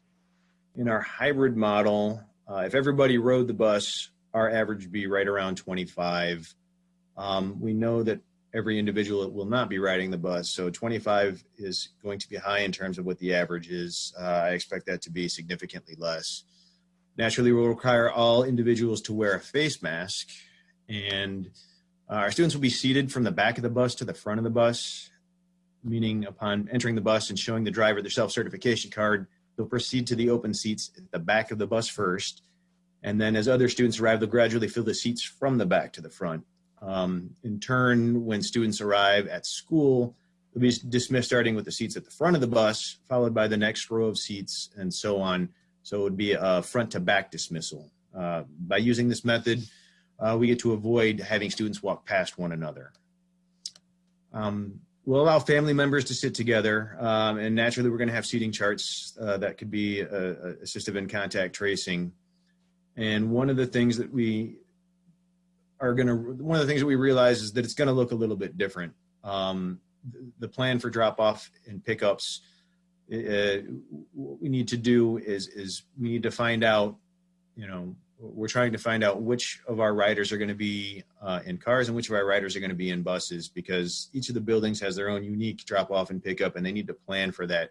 So what we try to stress here is that parent commitment is very important, and that helps us with our planning in our drop-offs and our pickups. And actually, that will be a good segue to Dr. Casey, as she's going to talk a little bit about parent commitment.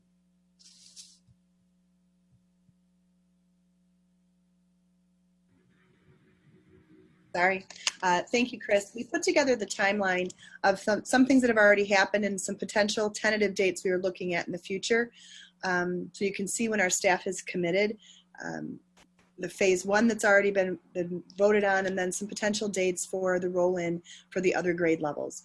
One thing we were looking at that is definitely something the board can discuss tonight on direction, and that is we had talked about we wanted a commitment from our parents by November 30th, but that was when we were hoping to come back a little earlier. We were talking about coming back in January. We have to give some time to get those numbers done. So tonight, certainly the board can talk about if that's something they'd like to have us move or not. But those are the timelines that we were working with. And again, this constantly changes based upon the metrics that are out there. So last month, the board also asked about what about full in-person learning? When will that happen, and how will that, not when will that happen, but how will that happen? And also, what about what's going to happen next year? So once the metrics and the data in Lake County and Woodland are aligned to return to a full in-person model from a hybrid model, the transition will begin. So for the 2021 school year, if the metrics and the science dictate a faster return may occur and all students would be brought back in person. I don't believe that's going to happen this year, but we will certainly watch everything to see if it does happen, we'd be ready for it. Remote Mondays would be eliminated, and this would be done by grade level, starting with first grade and utilizing the same roll-in that we did for hybrid. Families may always choose to continue in remote learning for the remainder of the school year. There's many lessons that we've learned during this pandemic in the education arena. The learning model for the beginning of the 2021 school year will be determined this spring and the summer of 2021. We've had previous committees that have worked on with a lot of our staff. They worked on social emotional learning, physical health and safety, as well as teaching and learning. And we will be getting input from those committees, and we'll be getting input from parents and staff. We're going to be forming another small committee, which is going to begin meeting in the spring to analyze those areas and talk about what are some changes that they would be recommending for the fall when we come back in 2021. I am a firm believer that we've learned some great lessons through this crisis, and I believe there's some things that we can do differently and we can do better for student learning. So it's pushed us to do that, and we're going to be examining that.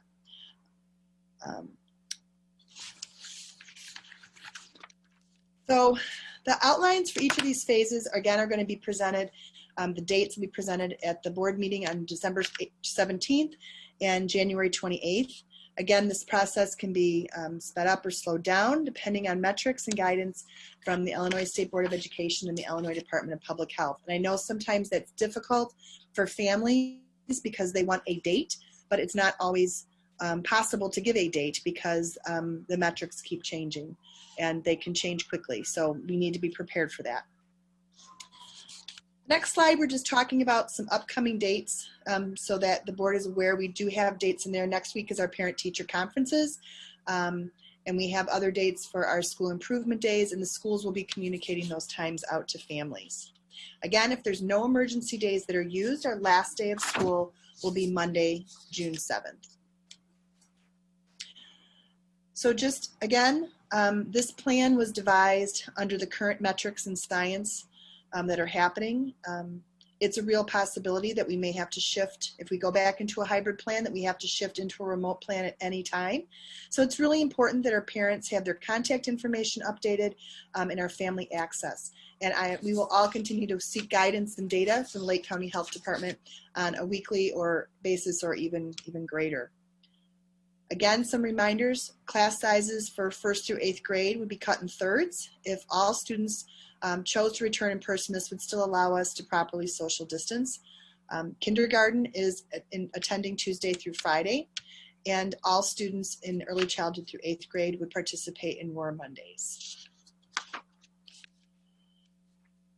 Again, I know I sound like a broken record, but we found, this is happening with our staff too, we have to be prepared to change plans daily in case of a quarantine situation. So that could impact a child, a family, a teacher, a classroom, or a whole school. But we all have to be prepared to do that.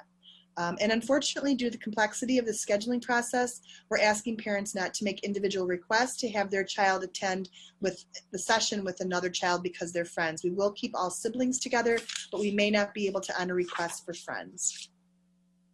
So the next steps that are coming up, we have student parent-teacher conferences next week. Again, a first for all of our teachers who are going to be doing them all remotely for the first time. I've also asked all staff, except those essential staff, to be working remotely and not in the buildings. And that's because if we are transmitting one case, that's one case too many. So we have asked our staff to please be working from home. Breakfast and lunch is still going to be served. We will continue to monitor the conditions and we'll continue to make decisions based on those metrics and data. On this page, we say the parent commitment is due November 30th, and we will have this information on the website tomorrow so parents can take another look at it and see some of the information. At this time, I'm happy to take any questions from the board.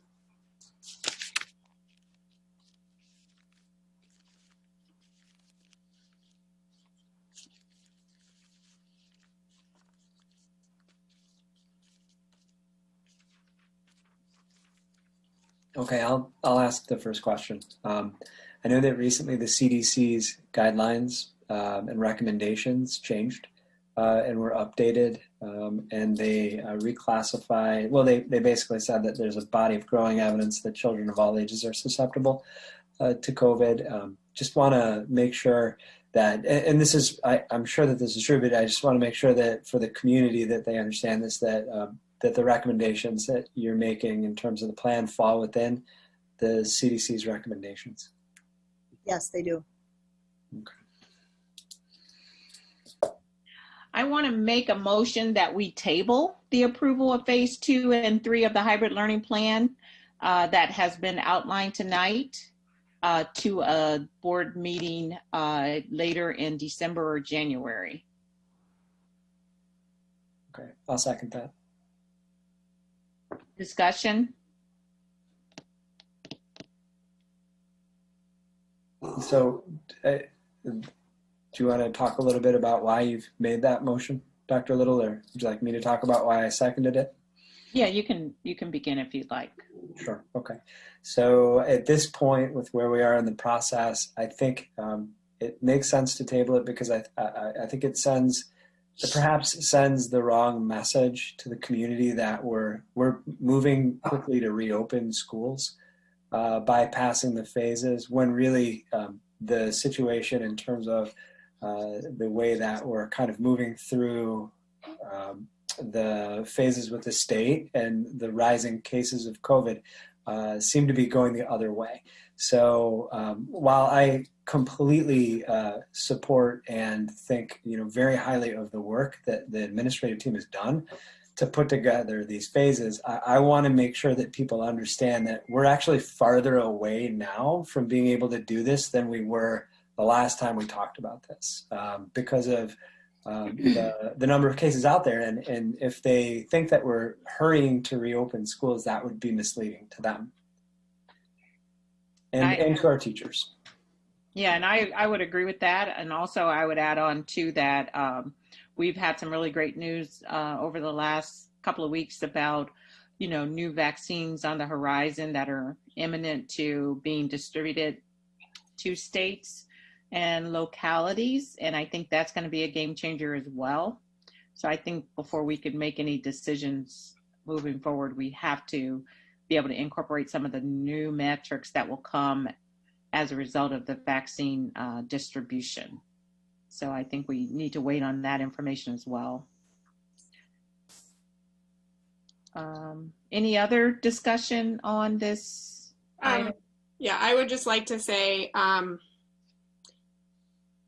I hear what you're saying, and I don't disagree that we are far away from returning to school based on the metrics. I don't agree necessarily that we have to wait to approve something because the approval or the plan is based on the metrics. I mean, it was repeated many, many times that we're not going back if the metrics do not say that the recommendation is to go back into a hybrid model. So I feel like, with that, it just if we just had a plan that said we're going to follow the metrics, the science, all of that, then I feel like we can vote. And even though the date, I guess maybe I don't know if it's about the date, that's on there. It is. Because for me, it maybe if it's to say we approve of the plan, we agree with the plan itself, like the conceptual understanding of how the plan would be carried out when it's safe to do so. So is it looking at approving a plan, but not necessarily the date? Because the date is arbitrary right now. It's basically, we don't know, because we could get to the date that's on the plan and the metrics are going to say hybrid wouldn't even be recommended at that point. So we're not going to do that. What? Then why does it matter? If the date is arbitrary, then why does it matter if we're tabling it? Because last month when I said, nope, because I didn't want to vote on this because of the date, because it was the date that was bothering me. And I said, because we're rushing back to a pandemic. And everyone else voted yes. And then now we're saying, nope, because the numbers are going up. We're waiting for the metrics. We want to see what it's going to say. Now, if we're saying, just what you're saying, Jen, it's not that the plan is not what we want, but we're concerned about the date. So even if that is the case, what is tabling it? Why is that harming the community? I don't know that it harms the community, but why does it matter? But then the community knows that here is the plan. When metrics are safe, the district will implement the plan, that it's not now the possibility that, so that now they can plan for, it's going to be on it. If I choose hybrid, which I'm not, but the thing is, this is then they can say, okay, I know my child is going to go for 4 days out of the 3 weeks. Okay, that plan itself is approved. So I feel like if we believe in the metrics and we believe that the team is not going to implement the plan if the metrics do not allow or do not recommend that, then I would rather see us approve a plan without a date, because I understand the challenge of the date because we don't know, but that we know that we have a plan. We don't have to come back to the table to approve it. The team can start to actually put in place whatever steps they need to do. But until that plan is approved, the steps could all change, or what we ask them to do around, now we want it to be kids are coming only, every other week or something. We could, those changes could all then be made.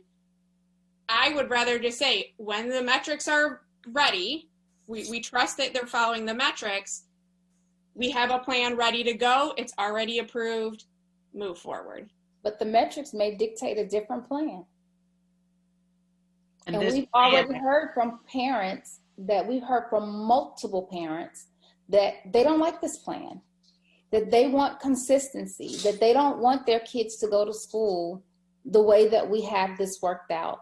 Now, that doesn't mean that we won't vote on the plan the way it is, because it could be the best plan that we have, for what we're working with right now. But based on the metrics that may happen, let's say in January, that plan could change, because we know that Lori and her staff are working on stuff every single day based on the information that they get from the guidelines from the state and the health department. So every day she is tweaking everything that she's working on, her and her staff. So that may change. So why are we in a rush to vote on something just to keep the community quiet or make them feel good? Because that's no good. No, we're long past that. Well, so we're at a place where we have to do what's best. Right, and we just have a disagreement about what's best. Then that's fine. Yeah. So that is what it is. It's a disagreement about what we feel is best. David, you were going to say something? Yes, I think it's important that the public know what the board is thinking about what the plan is, and so that when the metrics are available and we actually start doing it, they could plan accordingly. So I'm a big favor of openness here, and I have no problem voting now, knowing that this is all subject to the science and the metrics in the future. Corey? Yeah, I like anything to add? I like the plan. Again, the dates are the ones that we're worried about. We can remove the dates in the plan, can't we? And just wait till we have the metrics. I would probably be good either way. I'm okay with a plan without dates, knowing that it might change, or waiting totally. I had one question that a plan could change, knowing that we wouldn't come back until it's safe and the metrics, we know all that. Say way fewer kids or families decided to come back in person. Would you consider, if it was possible, to, instead of doing it every, a 3-week rotation with 3 groups, 1, 2, and 3, that if the numbers allowed, you could possibly make that smaller and into only 2 groups? I've thought about Would you consider? Sure, I've thought about, depending on, you wouldn't know that yet. Yeah, I've thought about that, and we could. My only concern with that is the people that committed to staying remote may say, oh, well, if I knew it was going to be that plan, then I would have voted for that. Okay. That's the only thing I'm concerned about. But yeah, we would have to take a look once a date is set and we get the commitment. Then we would take a look at a third. I will tell you, and I agree. Many of the parents that I've talked to have said, the longer this goes on, the more apt they are to stay in remote, because it's I think we'll have less and less parents that will commit to come back in person, and so depending on when the date is, that may be something that we discuss. Yeah, I think the plan as it stands does have dates in it. Again, my concern is the dates, number one. Then also concern is now we have new information about 2 vaccines that are coming to market fairly soon that may be a game changer for this plan. So I think I would stand by my motion to table this action item until either the December or the January board meeting. We do have a first and a second. Is there any further discussion on the motion to table? Perhaps if the motion was continued to the December 1st meeting, that's not that long. That's only a couple of weeks here. Would that make everyone happy on the board? Perhaps if you would, maybe you would want to change your motion to not indefinitely tabling it, just moving it to the next meeting in 2 weeks. No, I didn't indefinitely table. I said to the December or January board meeting. I don't know if we'll know it enough next week to make a decision. I think we should kind of wait through some of the new information that's going to come out from the feds and the state and the local county health departments. It's probably going to come out in the next few weeks, would be my guess. So that would be my recommendation. That's the motion on the table. So any further discussion on the motion to table this to a future board meeting? I would just ask that we specify what board meeting we're tabling it to. Yeah, December or January. I'd ask for December. I agree with the December one. So I think we'll need those dates for the community to know when they have to make a decision too.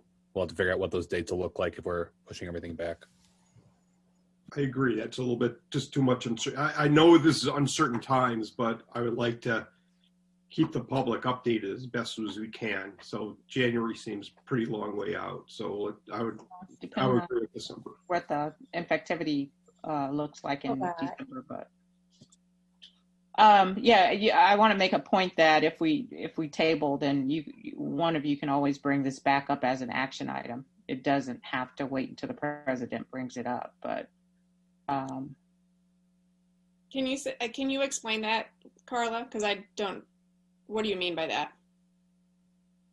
I mean that, for instance, monthly, Joe and I work with Lori and Laura to set the agenda for the board meeting, but all board members are welcome to add items to the agenda. Would that go to a special board meeting as well? Yeah, if we already have a special board meeting and there's room on the agenda, depending on what the special board meeting is for, we could put something on there. But sometimes with a special board meeting, we want to keep those very specific to that item, because we, rather than trying to have 2 full board meetings in a month. So we do want to keep those special board meetings very, the agenda is very, not full, that right. We're, here to 10 o'clock at night. But so, I mean, to me, it seems clear that there are board members who are requesting it to be on the next board meeting as an action item. Well, you can send the request up for that. But let's go ahead and vote on the motion to table, see where we are with that. And if it fails, then you're welcome to make a different motion. Wouldn't we go back to the original vote then? If you so choose and make that motion, yes. Any further discussion? Roll call vote. This is on the motion to table the phase 1 and 2 action item to a later board meeting, 2 and 3, phase 2 and 3 to a later board meeting, either December and January, depending on the circumstances on the ground. Renee. Yes. David. No. Corey. Yes. Carla. Aye. Joe. Yes. Lizzie. Yes. Jennifer. No. Motion carries 5-2. Okay. Let's go ahead and move forward with the agenda. Can I just, Next we have, I'm clarity? sorry. I'm Go so ahead. sorry. I just want direction. And when you say the next, you want this on the next board meeting. Do you want this on the general meeting in December? Or do you want this on the next board meeting, which is December 1st. December 1st? We'll talk about it as you and Joe and I prepare the agenda, what we're learning from the state, if we learn enough information to bring it back, because the way it stands right now, the dates that are in the plan are not going to work. Mm-hmm. We know that, so why would we bring dates back that we know are already extinct, so to speak? Sure. So I think you would have to change the plan to Sure, remove we the can date. change the dates depending on whenever the board wants to vote on it. I'm assuming I'd be adjusting all the dates. So, depending on the metrics. So I just wanted clarity if it was the one that's beginning of December or the one that's towards the end. Toward the end. Okay. Thank you. Mm-hmm.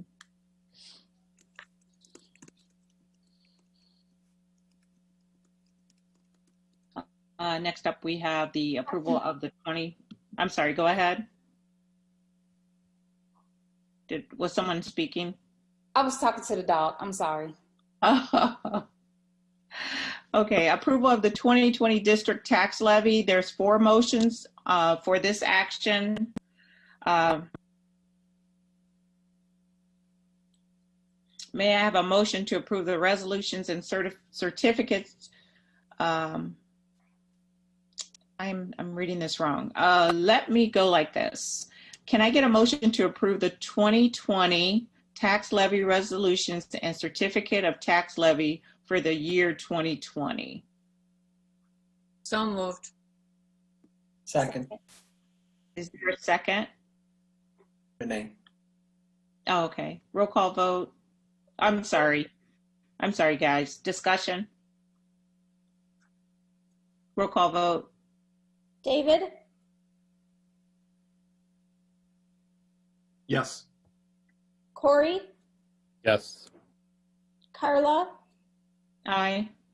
Joe, Yes. Lizzie, Yes. Jennifer, Yes. Renee. Yes. Motion carries 7-0. Motion number 2. Joe, do you want to take that one? I'm sorry, I don't have board book open in front of me. Oh, okay. I'm just I watching. move to approve. I'm sorry. Go. I'll make the motion. Well, can I get a motion to approve the resolution to levy 2020 taxes for certain purposes? So moved. Is there a second? Second. Any discussion? Roll call vote. Corey, Yes. Carla, Aye. Joe, Yes. Lizzie, Yes. Jennifer, Yes. Renee, Yes. David. Yes. Motion carries 7-0. Thank you. Motion number 3. Can I get a motion to approve the resolution to levy certain special education taxes for special education district IMRF purposes? So moved. Second. Second, great. Thanks, Lizzie. Any discussion? Roll call vote. Carla, Aye. Joe, Yes. Lizzie, Yes. Jennifer, Yes. Renee, Yes. David, Yes. Corey. Yes. Motion carries 7-0. Thank you. Motion number 4. Can I get a motion to approve the certificate of compliance with the truth in taxation law? So moved. Second. Okay, motion first and a second. Is there any discussion? Roll call vote. Joe, Yes. Lizzie, Yes. Jennifer, Yes. Renee, Yes. David, Yes. Corey, Yes. Carla. Aye. Motion carries 7-0. Action item C is approval of FY20 audit. Can I get a motion to approve the FY20 audit? So moved. Second. Okay, discussion. Roll call vote. Lizzie, Yes. Jennifer, Yes. Renee, Yes. David, Yes. Corey, Yes. Carla, Aye. Joe. Yes. Motion carries 7-0. Great. And then the new item that we added was D, which was the approval of the policies, the revised policies. I had brought up at the last board meeting, I had some concerns about some of the policies, and it was really the way the board was named in the policies. I think we have to ensure that we're using proper, I guess, nomenclature for the board, the Woodland Community Consolidated Board. And I think in some cases, some of the policies generically called it the school board. I think that's watering down our position as policymakers in the district. And then I had concerns about the pandemic preparedness policy.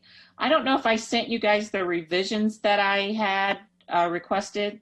We didn't have those in time for the last policy meeting, Carla, so we did not review any of the policies that were in the previous board meeting. So the ones you see tonight, I believe, are all the ones we did in the last policy meeting, which are not the ones that were pulled from the previous board meeting, which would have been the pandemic preparedness. That one was part of that. Mm-hmm. So that whole batch of policies, because we didn't have your feedback, we just let them sit until our next meeting. So they're not part of the approval tonight. Oh, they're in as for approval. Yeah, they are part of it tonight. Oh, I thought we were not putting those as part of approval because we were waiting for the feedback. Sorry, I don't know. Lizzie, did you understand that differently? You're on mute. I thought we were holding them yet too. Me too. I didn't pay attention that they were in the. I didn't either. I thought it was just the ones that we made a few tweaks to, which were minor. So sorry that I didn't notice they were in there either. Yeah, that's why I pulled them. But I think it's worth looking at the way we're presenting the board. And I can't find. So Carla, for example, the other board. I'm sorry. All contracts shall be approved or authorized by the board. And what you're saying is you don't like when it says by the board. You'd like it to say by Woodland Community Consolidated School Board? Well, I think it depends on what the previous says, because and I think I'm going to have to go back to the previous board packet. I made the revisions inside of the board books. So I don't see the revisions that I did. It doesn't show up in the new board books. Yeah, I don't see it. So I'm gonna have to go back. I know I made them on my end. You know how you're reviewing the packet and you can make edits? Sure. But I thought we could see that on our board book too. Yeah, I don't see it. Right under the follow the leader? Oh, no, but I think it has to be turned on though. Oh, you don't turn it on? No. No, I have not turned that on as a request. We had talked about that when we did the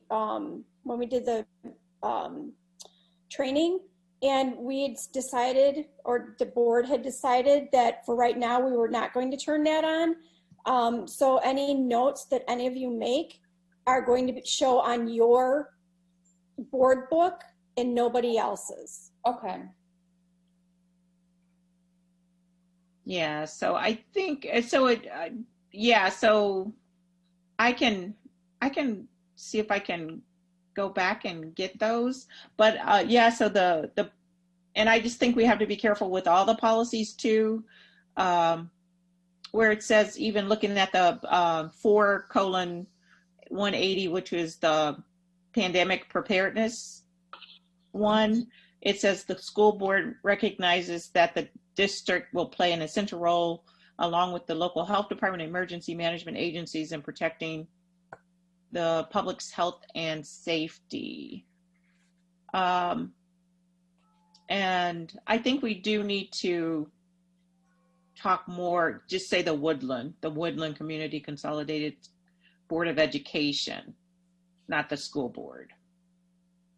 And then I wanted to make the point that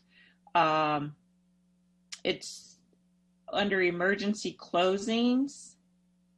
It says in the case of a pandemic, the governor may declare a disaster due to a public health emergency that may affect any decision for an emergency school closing. Decisions for an emergency school closing will be made by the superintendent in consultation with any, not the decisions, but the superintendent will make the recommendation to the board. So the superintendent makes the recommendation to the board, but it's the board's decision to close the schools. So I think that has to be cleaned up. But is it just in a pandemic? Because the superintendent doesn't close his schools for snow days, for instance, without approval of the board. Yeah, we have delegated, that's really the board's decision.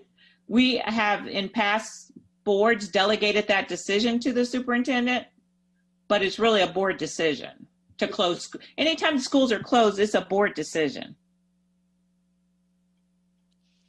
I think it would be, if we're talking about snow days, I'm not talking about a pandemic, but it's difficult to make that a board decision. Because it always has been, but what we did was delegate that. In the past, what would happen anytime we closed the schools, we would get a call right in the middle of the night or 5 o'clock in the morning to say, hey, the roads are bad. I think it would probably be, and Chris in this case has gone out and made the determination that drivers can't get through. Then we would get that call. But past boards did delegate that decision to the superintendent because they didn't want to get those phone calls. But it's really a board decision to close schools, period. And I think, sometimes as new board members come on, some of the reasons why things have happened get lost, and then people forget that that's really their authority. So I just want to make sure with this board that we educate our board members what their authorities are, and if they want to choose to delegate that to the superintendent, they can. But I think that in the case of a pandemic, I think the board needs to stay in control of that decision. So then are we saying it, okay, so this says emergency school closure, not just but no, this says in the case of a pandemic. Mm-hmm. So are because we just it's really we're our own, because I want to make the point, we're elected officials. We are our own local educational authority. We have the authority. Our policies are just like the law set by the General Assembly. These policies are for the district. I know people like to say, hey, we're volunteers. We're elected officials governing in this community. We cannot abdicate all of our authority to the superintendent.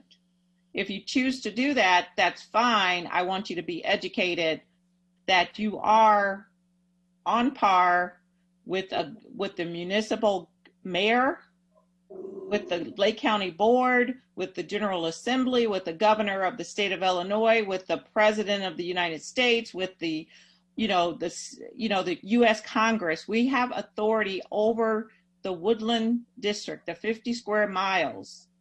And we're not the PTA. And I think we have to stop thinking we're just, this is serious business. Not that the PTA is not serious business. They're a very important, integral part of the community.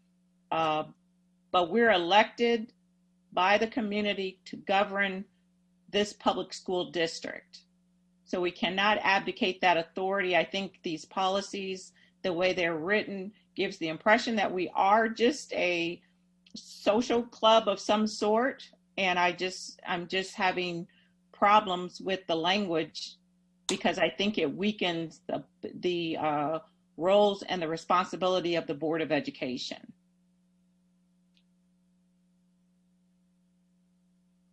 So my question is, are we only saying for a pandemic, or are we saying school closures, period? Well, in this case, we're talking about a pandemic policy. And in this policy, I'm recommending that the board maintains its authority and the decision to close school at the recommendation of the superintendent. And I know this is not about personalities, because we love Lori. We respect her authority, her authority. We respect her knowledge and experience, but Lori's not always going to be the superintendent. We are not always going to be the board members. We have to preserve the rights and the authority of future boards. Just because you like Lori doesn't mean you give her all of your authority in policy. That's not how it works. It's not a personality contest. Hey, Carla, I have a question. Yeah, she's great, but the next superintendent may not be as great. Now you've advocated, and you won't be here.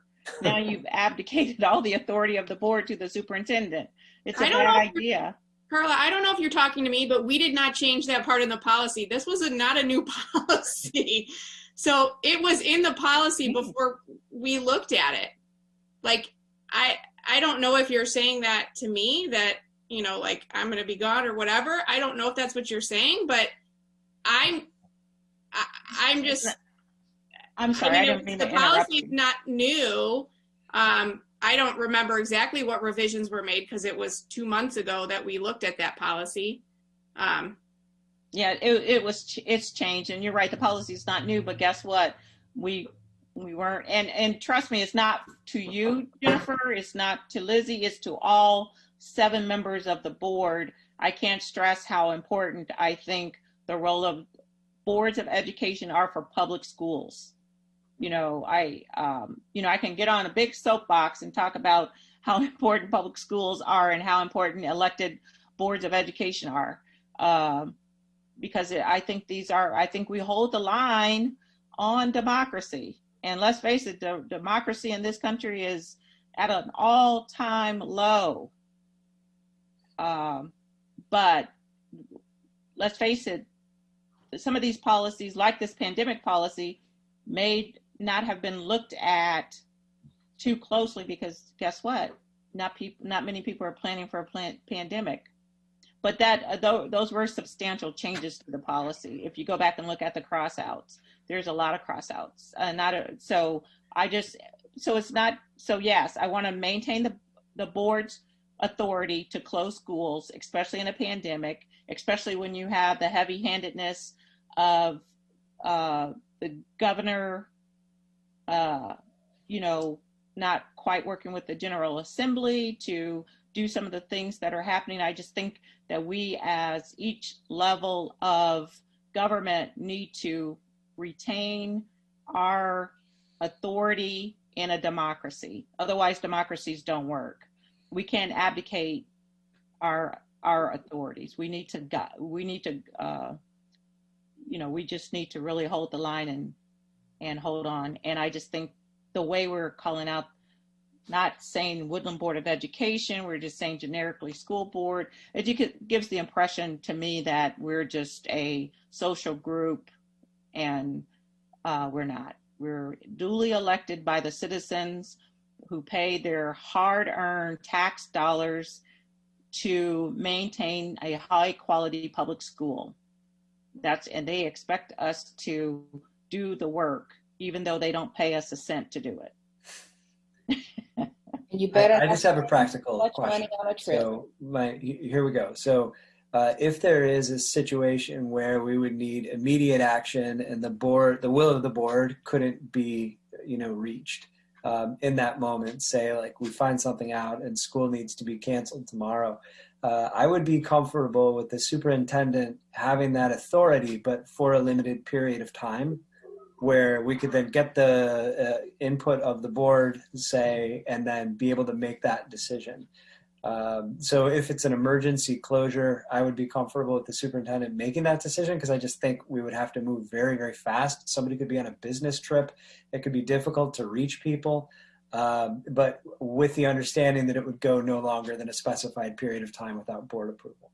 I just think for practical considerations, that seems like a workable policy, right? And then beyond that point, we would have to talk about it with the board. Sorry, what? But we're not talking about that right now. We're talking about the pandemic policy. That's what I think Joe's talking about. If we had a pandemic and we got told like the pandemic happened tomorrow, obviously we know we're in that, but and we have to close school the next day, the board may not be able to meet in order to make that decision and give that approval. So he's asking about like a short term. And then my question follow up to that would be, if we go back to a hybrid and then a school or the district has to close due to the number of cases or whatever, do we have to vote on that closure again because we were open and then we closed again? And then I think that's a real situation that it would be, we're open today and closed tomorrow. And is the board going to be able to act in that quick a fashion that would be required in order to make that decision? You know, like actually officially vote on that. We would have to. Because sometimes you're told at 3 o'clock in the afternoon that tomorrow you will be closed. Who, you meaning the school? Yes, meaning the school. Closing Right. the school. I think if we decide to go into a hybrid model, then yeah, we as a board do need to sit down and say, what are the triggers to close school and who has what authority to do that? But this is not that policy. So, right? I suggest if you could, the changes that you were suggesting that you made, if you could give those back to us at the policy committee, so we could take that. Even if you could just send them somehow to Laura or I, we can get those to the policy committee and then we could take a look at those. And then we can bring it back.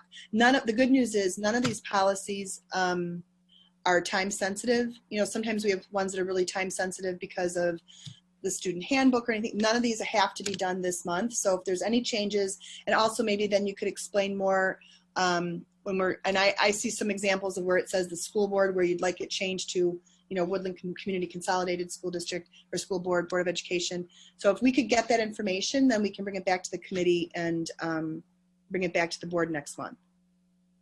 Okay. Yeah, I'll see if I can go back in the previous packet and pull those out, pull out the edits, see if I can do that. I'll try. Otherwise, I'll have to recreate it. I will do that. But I do hope that the board and everyone understands my position on the importance of the Board of Education. You're all elected officials. You're not appointed. This is not a social club. You're your own local educational authority. Don't abdicate your responsibilities. Okay. Thank you, Dr. Little. You're welcome. Okay.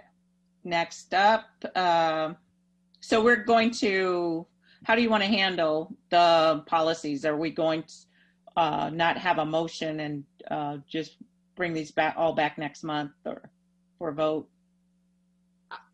I'm fine with that. I don't think there was anything that was time sensitive. So I think we can just hold them and look at that.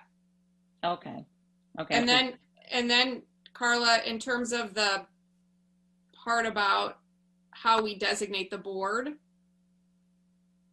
I don't care one way or the other, but do you want us to just, as policies come up, look at that, right? Like, so as they come up for review, we would look to change the way that it is stated. Right. Because I noticed on some of the policies when I was reading through, Woodland or Board of Education was taken out in some cases and just call it the school board, you know, generically. And I just think we have to not do that. Okay. So we'll just look at that as we go through when Yeah. they come up for review. Yes. Okay, our next policy meeting is December 10th. So we need any changes. We send that out to that committee. We try to send it out by that Friday or Monday, right, Laura? So if we can get those changes before then, so we could get it to the committee. Okay. Okay. Moving forward to reports.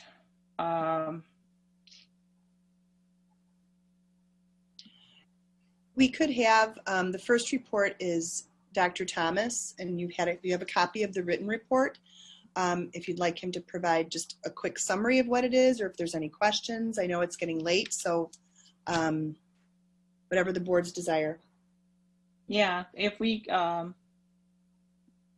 Dr. Thomas is available, if we can just, if you want to just give us a summary of the report. Sure. And, you know, the highlights. You don't have to like do a whole presentation, but the highlights, and then we'll pause for questions if that's okay. Absolutely. So I'd say that I guess one thing as we were going through, I was going through the information for this particular report, I realized that this is really going to be part one of two parts. And we'll give you a part two in December. But part one is really just about how did we see changes in student engagement from where we were in the spring to where we are now in remote learning. So remote learning 1.0 to remote learning 2.0. And, you know, I gave you gave the board back in May 28th, kind of a summary of the conclusions that we had based upon the information we received from parents and from our staff, as well as feedback as well from board meetings about some of the limitations of 1.0, so that our initial remote learning. And some of those pieces where, you know, we need to streamline technology, we need to provide a learning management system, we need to set clear expectations for synchronous instruction, live instruction. We had to establish some kind of set systems to really get classmates and teachers regularly engaged with each other to reduce those feelings of isolation, as well as look at motivational elements and make sure the students that are not engaged quickly get more engaged. So we looked at a lot of things, and I'm just going to highlight, you know, I've got a bunch of those just highlighted by sections in pages 2 through 4. But I mean, a couple of the big ones really are the learning management systems that we've put in place. You know, thank you very much to Dan Geisey, the technology team, getting those in place. Schoology, as he referred to earlier, as well as Seesaw for our lower grades. Those are truly essential tools.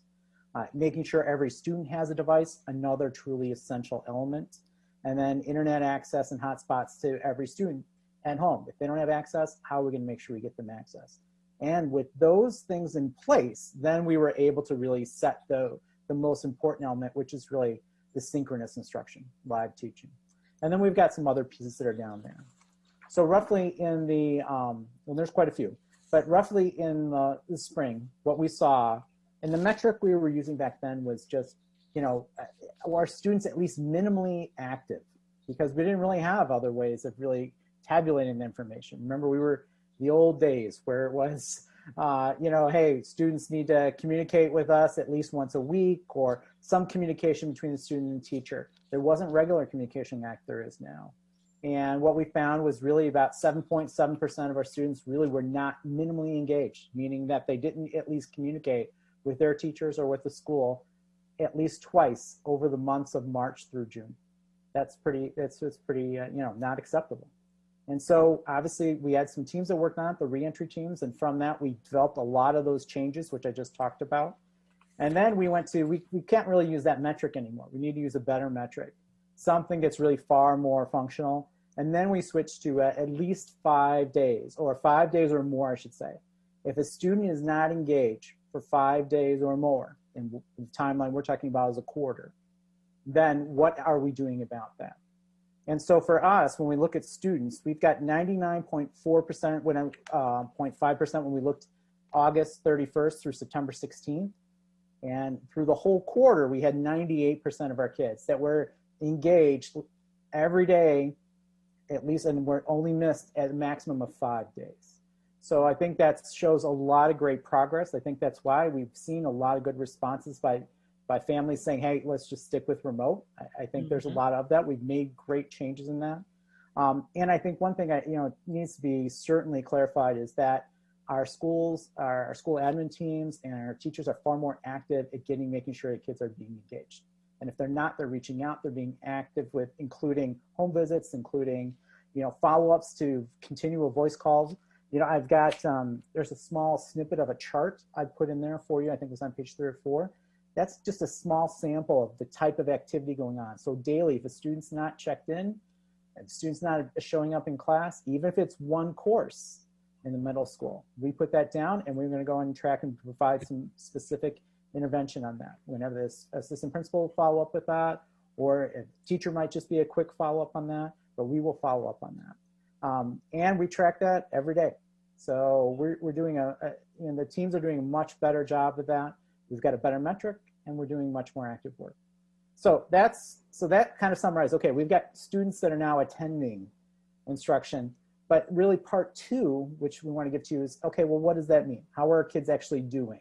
It's will be a little bit tougher to kind of investigate and figure out, but that's what my challenge is through December, is to kind of see how are our kids doing in general now that they're in remote learning 2.0. So that's just the quick summary. For me, I think that was pretty parsimonious, but otherwise I think we're good. Any questions, board members? I don't have a question, just a comment. And it'll be quick because it's like after 10 o'clock and I'm supposed to be in the bed. But one of the things that I was complaining about is with remote learning, a lot of people, including my own kids, the kids don't turn their cameras on. And I know, parents will say, well, remote learning is not working for my kids. Well, your kids have to be engaged with the cameras, because I think that if the cameras are on, you get more of a classroom experience. If the camera is not on, it's just listening to someone talk, and then they go to sleep.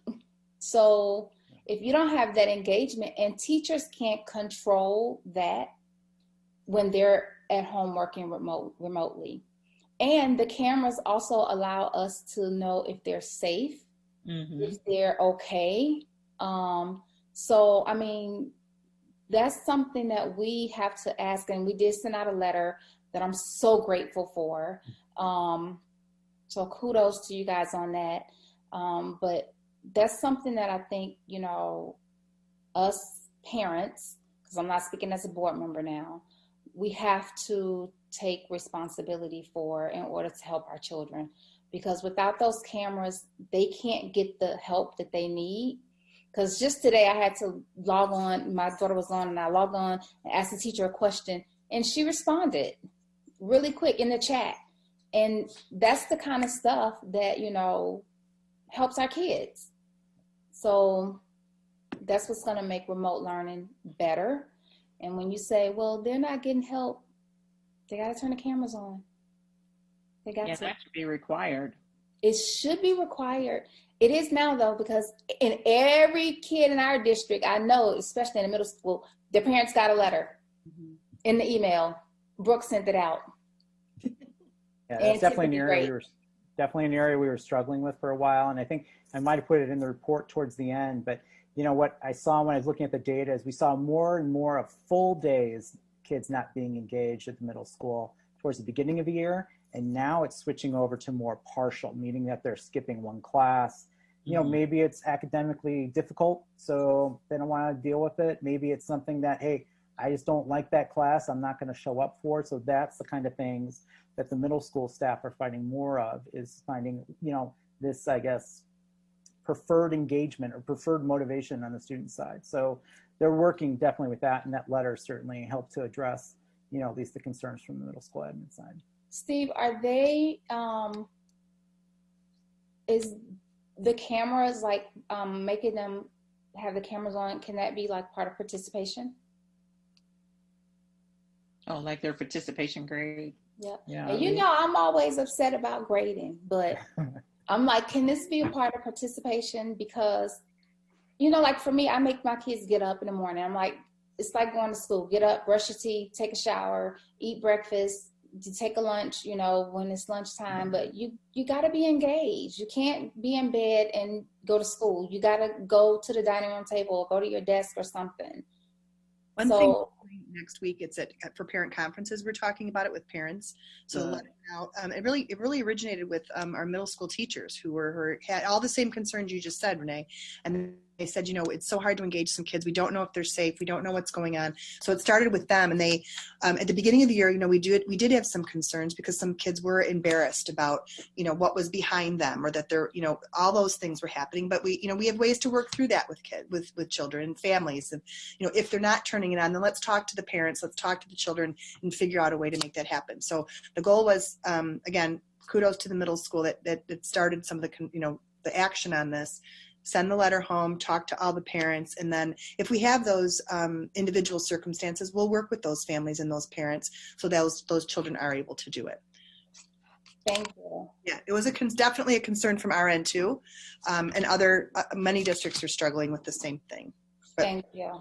I appreciate you guys' help on that. I love that you're trying to work with families for kids who are uncomfortable with the camera on and treating it as more than just like a rule and really digging into why the camera's off. I think that's huge because I deal with this all day long where students might feel really profoundly uncomfortable with the camera on, and there may be some extenuating circumstances. At times it provokes anxiety that just really makes it difficult to learn, but like helping a kid work through that is a life skill, and helping a family problem solve around that, that's a really important thing that we're doing. So thank you.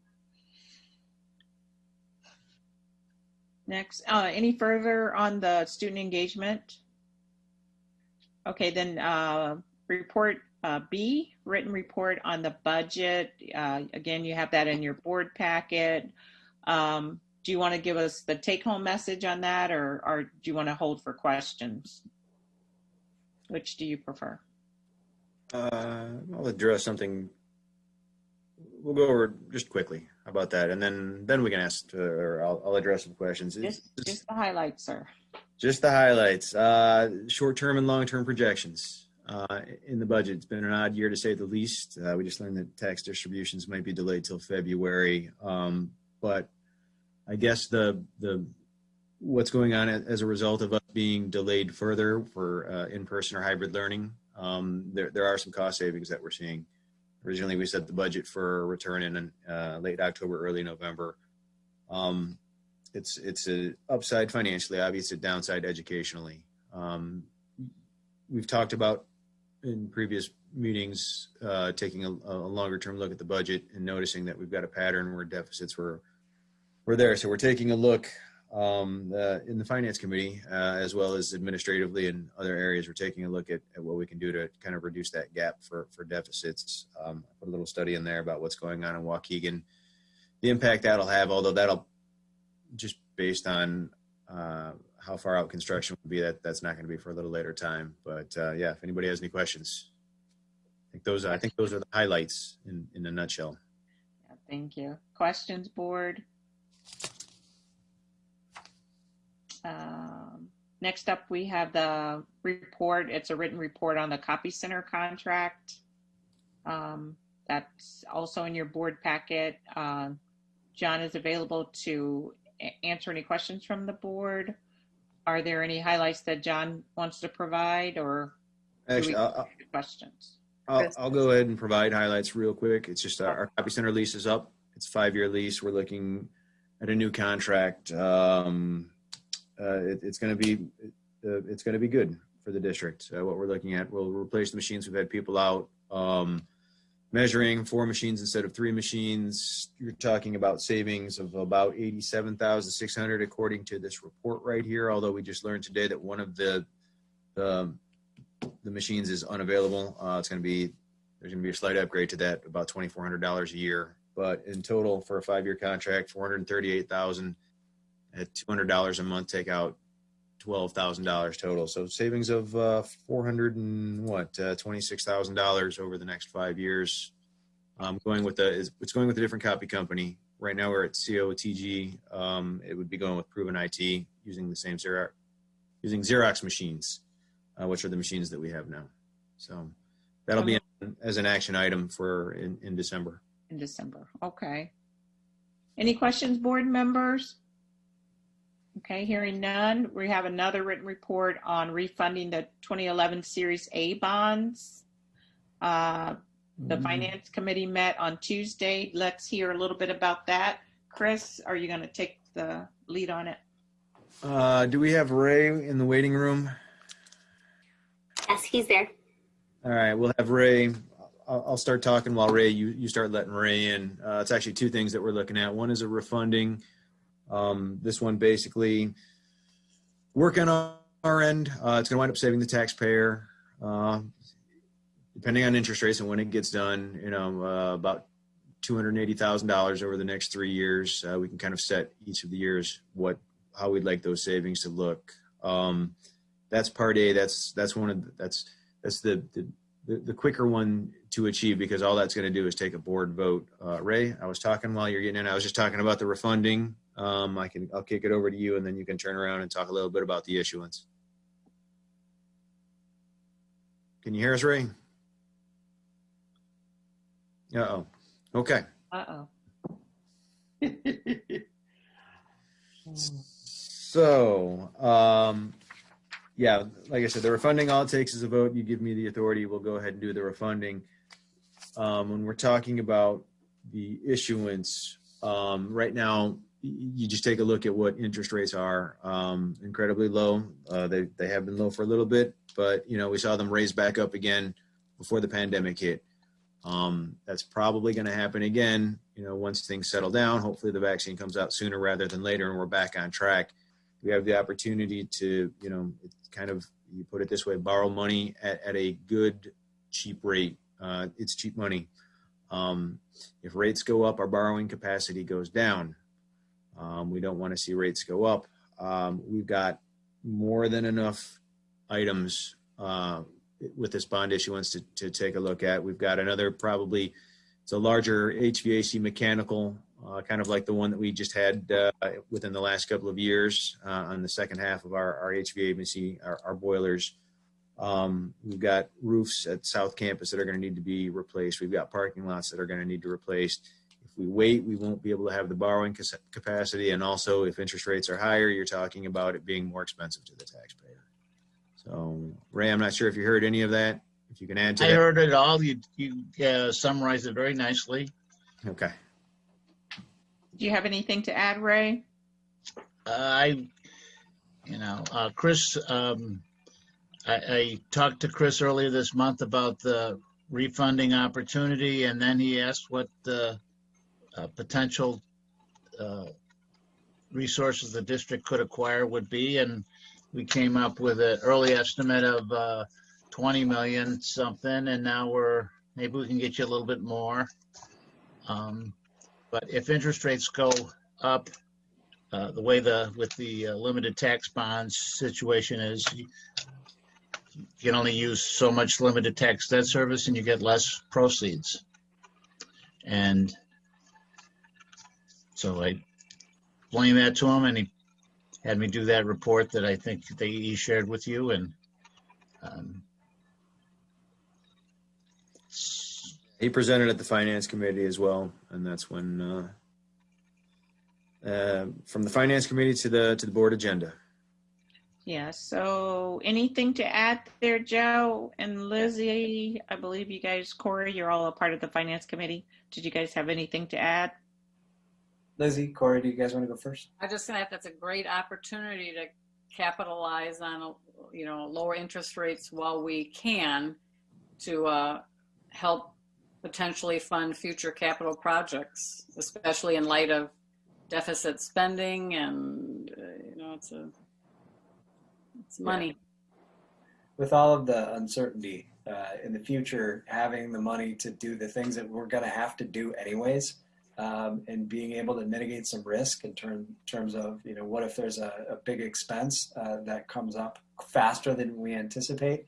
We'll need to pay for those projects anyways, and we're going to have to go to the taxpayer for that. I think it would just be a real mistake if we missed. The only thing we know for sure is that, and Ray, you can correct me if I'm wrong, but I don't think interest rates can get much lower.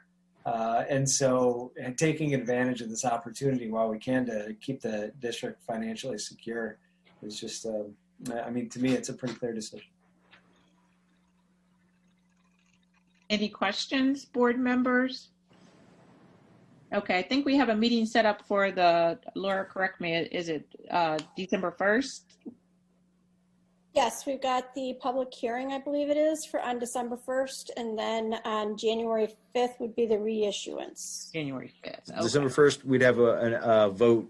The vote would be to publish the intent to issue working cash bonds. That would be on the 1st. 17th, public hearing, the being a hearing.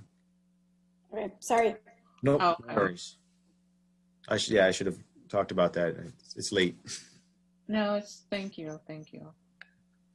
Okay, well, hearing no further questions, we'll move on to E, which was the annual Human Resources Department written report. Thanks, Ryan. You have Thank you. that. Oh, sorry. Have a nice night. You too, Ray. Thank you. You have that report in your board packet, and Martha's available to answer any questions. Do you guys have any questions for Martha on the HR annual report? Okay, hearing none, we'll move forward with the written report and update on the solar project. That's also in your board packet. Any questions regarding the solar project? Okay, hearing none. Next up, you have a written report and presentation of the 2020 school report cards. That is a written report also in the packet. Are there any questions on the school report card?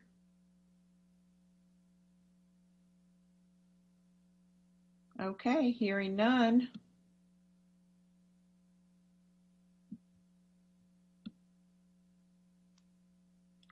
Next up, then we have board improvements and operations. We have a look at board committees. That's in your packet. I know Corey has joined the finance committee. I don't see your name, Corey, but I think it can be added to that. Are there any other committee reports? We just heard from the finance committee on the issuance of the bonds, but are there anything further you guys want to report on? I think we talked about the budget, and we talked about bonds, and we talked about solar. So yeah. We've translated them over here. Yeah, I participated in the 2020 Delegate Assembly, the Illinois Association of School Boards Delegate Assembly on Saturday, October 14th. November. It went very well. I was very surprised that how well ran it was in the virtual format. They did a great job. We actually ended early. I was very nervous about it because, as you all know, we had 3 resolutions on the agenda for consideration. You never know if someone wants to pull out your resolution and ask you questions about it or vote against it, but none of that happened. And so we're safe again for this year in terms of our resolutions for IASB support on the charter school issues that we brought forth. So we're good there, and we'll continue to work on legislative solutions once this pandemic is over and the legislators return to session. Are there any other reports or any questions for Finance Committee or for me as a delegate on the delegate assembly? Okay, hearing no further reports and no questions, do we have citizen statements? Wait, Carla, there's one piece, discussion of training dates. We never have given Corey a training date where normally it's, for example, like Joe and you and I and probably Dr. Maychek meet with Corey and just go over some of the board basics with him. So I don't know if we wanted to try and find a date. Oh, I thought we had decided on a Saturday, but wasn't that a while back? I thought I got something from Laura asking about a Saturday. No. No? Okay, that was something else.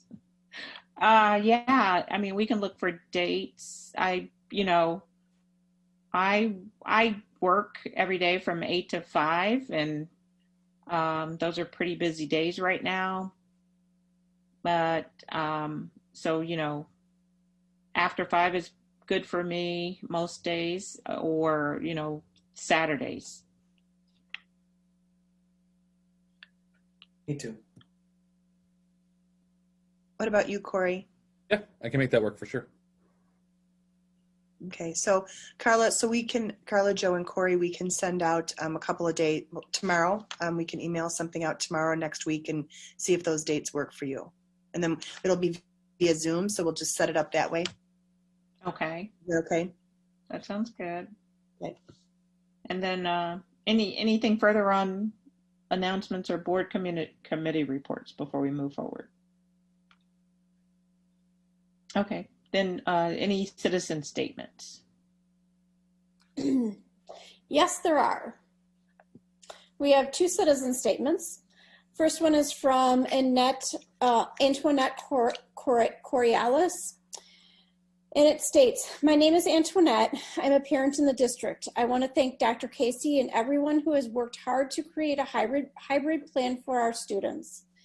I appreciate how Dr. Casey continues to listen to the families and the needs that they have. The plan does not have a definitive date listed, and I think it's important to let the parents know what the district intends. Dr. Casey mentioned she would listen to the CDC regulations as well as the states.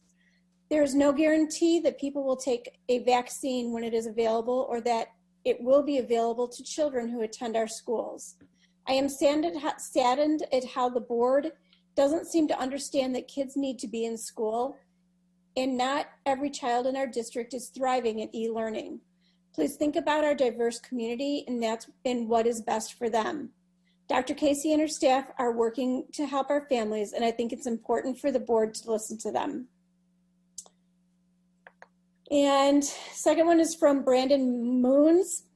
He says, "Dear members, Dr. Casey and the administrative team have a carefully drawn out hybrid model to return students to buildings safely, but I fear a majority factor has been overlooked: lunch. The small number of schools in Lake County that had a hybrid model that included lunch avoided it being a spreading event only because the metrics of August and September meant a small likelihood of someone in a room having COVID. Plus, with warmer weather, lunch was outside or with windows open. If operations is telling us MERV 13 filters can't be used, then what prevents COVID aerosols from lingering in the classrooms turned lunchrooms? New CDC guidance from last month indicates that COVID can be spread in as little as a cumulative total of 15 minutes in a 24-hour period. Lunch will exceed that. Even with students 6 feet apart while eating, the aerosols can linger in the air for 8 minutes after eating or speaking stops. If epidemiologists are known for their personal avoidance of indoor dining, what makes it assuredly safe for our staff and students? The original hybrid plan avoided lunch. If we're determined to stick with a plan that includes lunch, then what mitigating measures will be used? 6 feet apart and smaller numbers in classrooms may not be adequate. Air replacement for indoor gathering is vital. Outdoor lunch only? Important questions that need to be addressed. Thank you for your time and your service, Brandon Moons, middle school social studies teacher.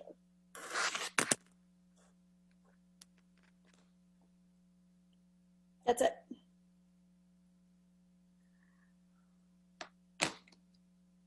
Okay, thanks. Do we have a reason to return to closed session?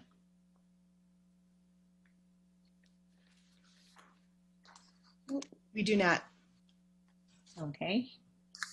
Therefore, can I get a motion to adjourn? So moved. Second. All in favor? Aye. I Opposed? Motion carries. You all have a great night and see you on December 1st. Thank you. Have a great night, everybody.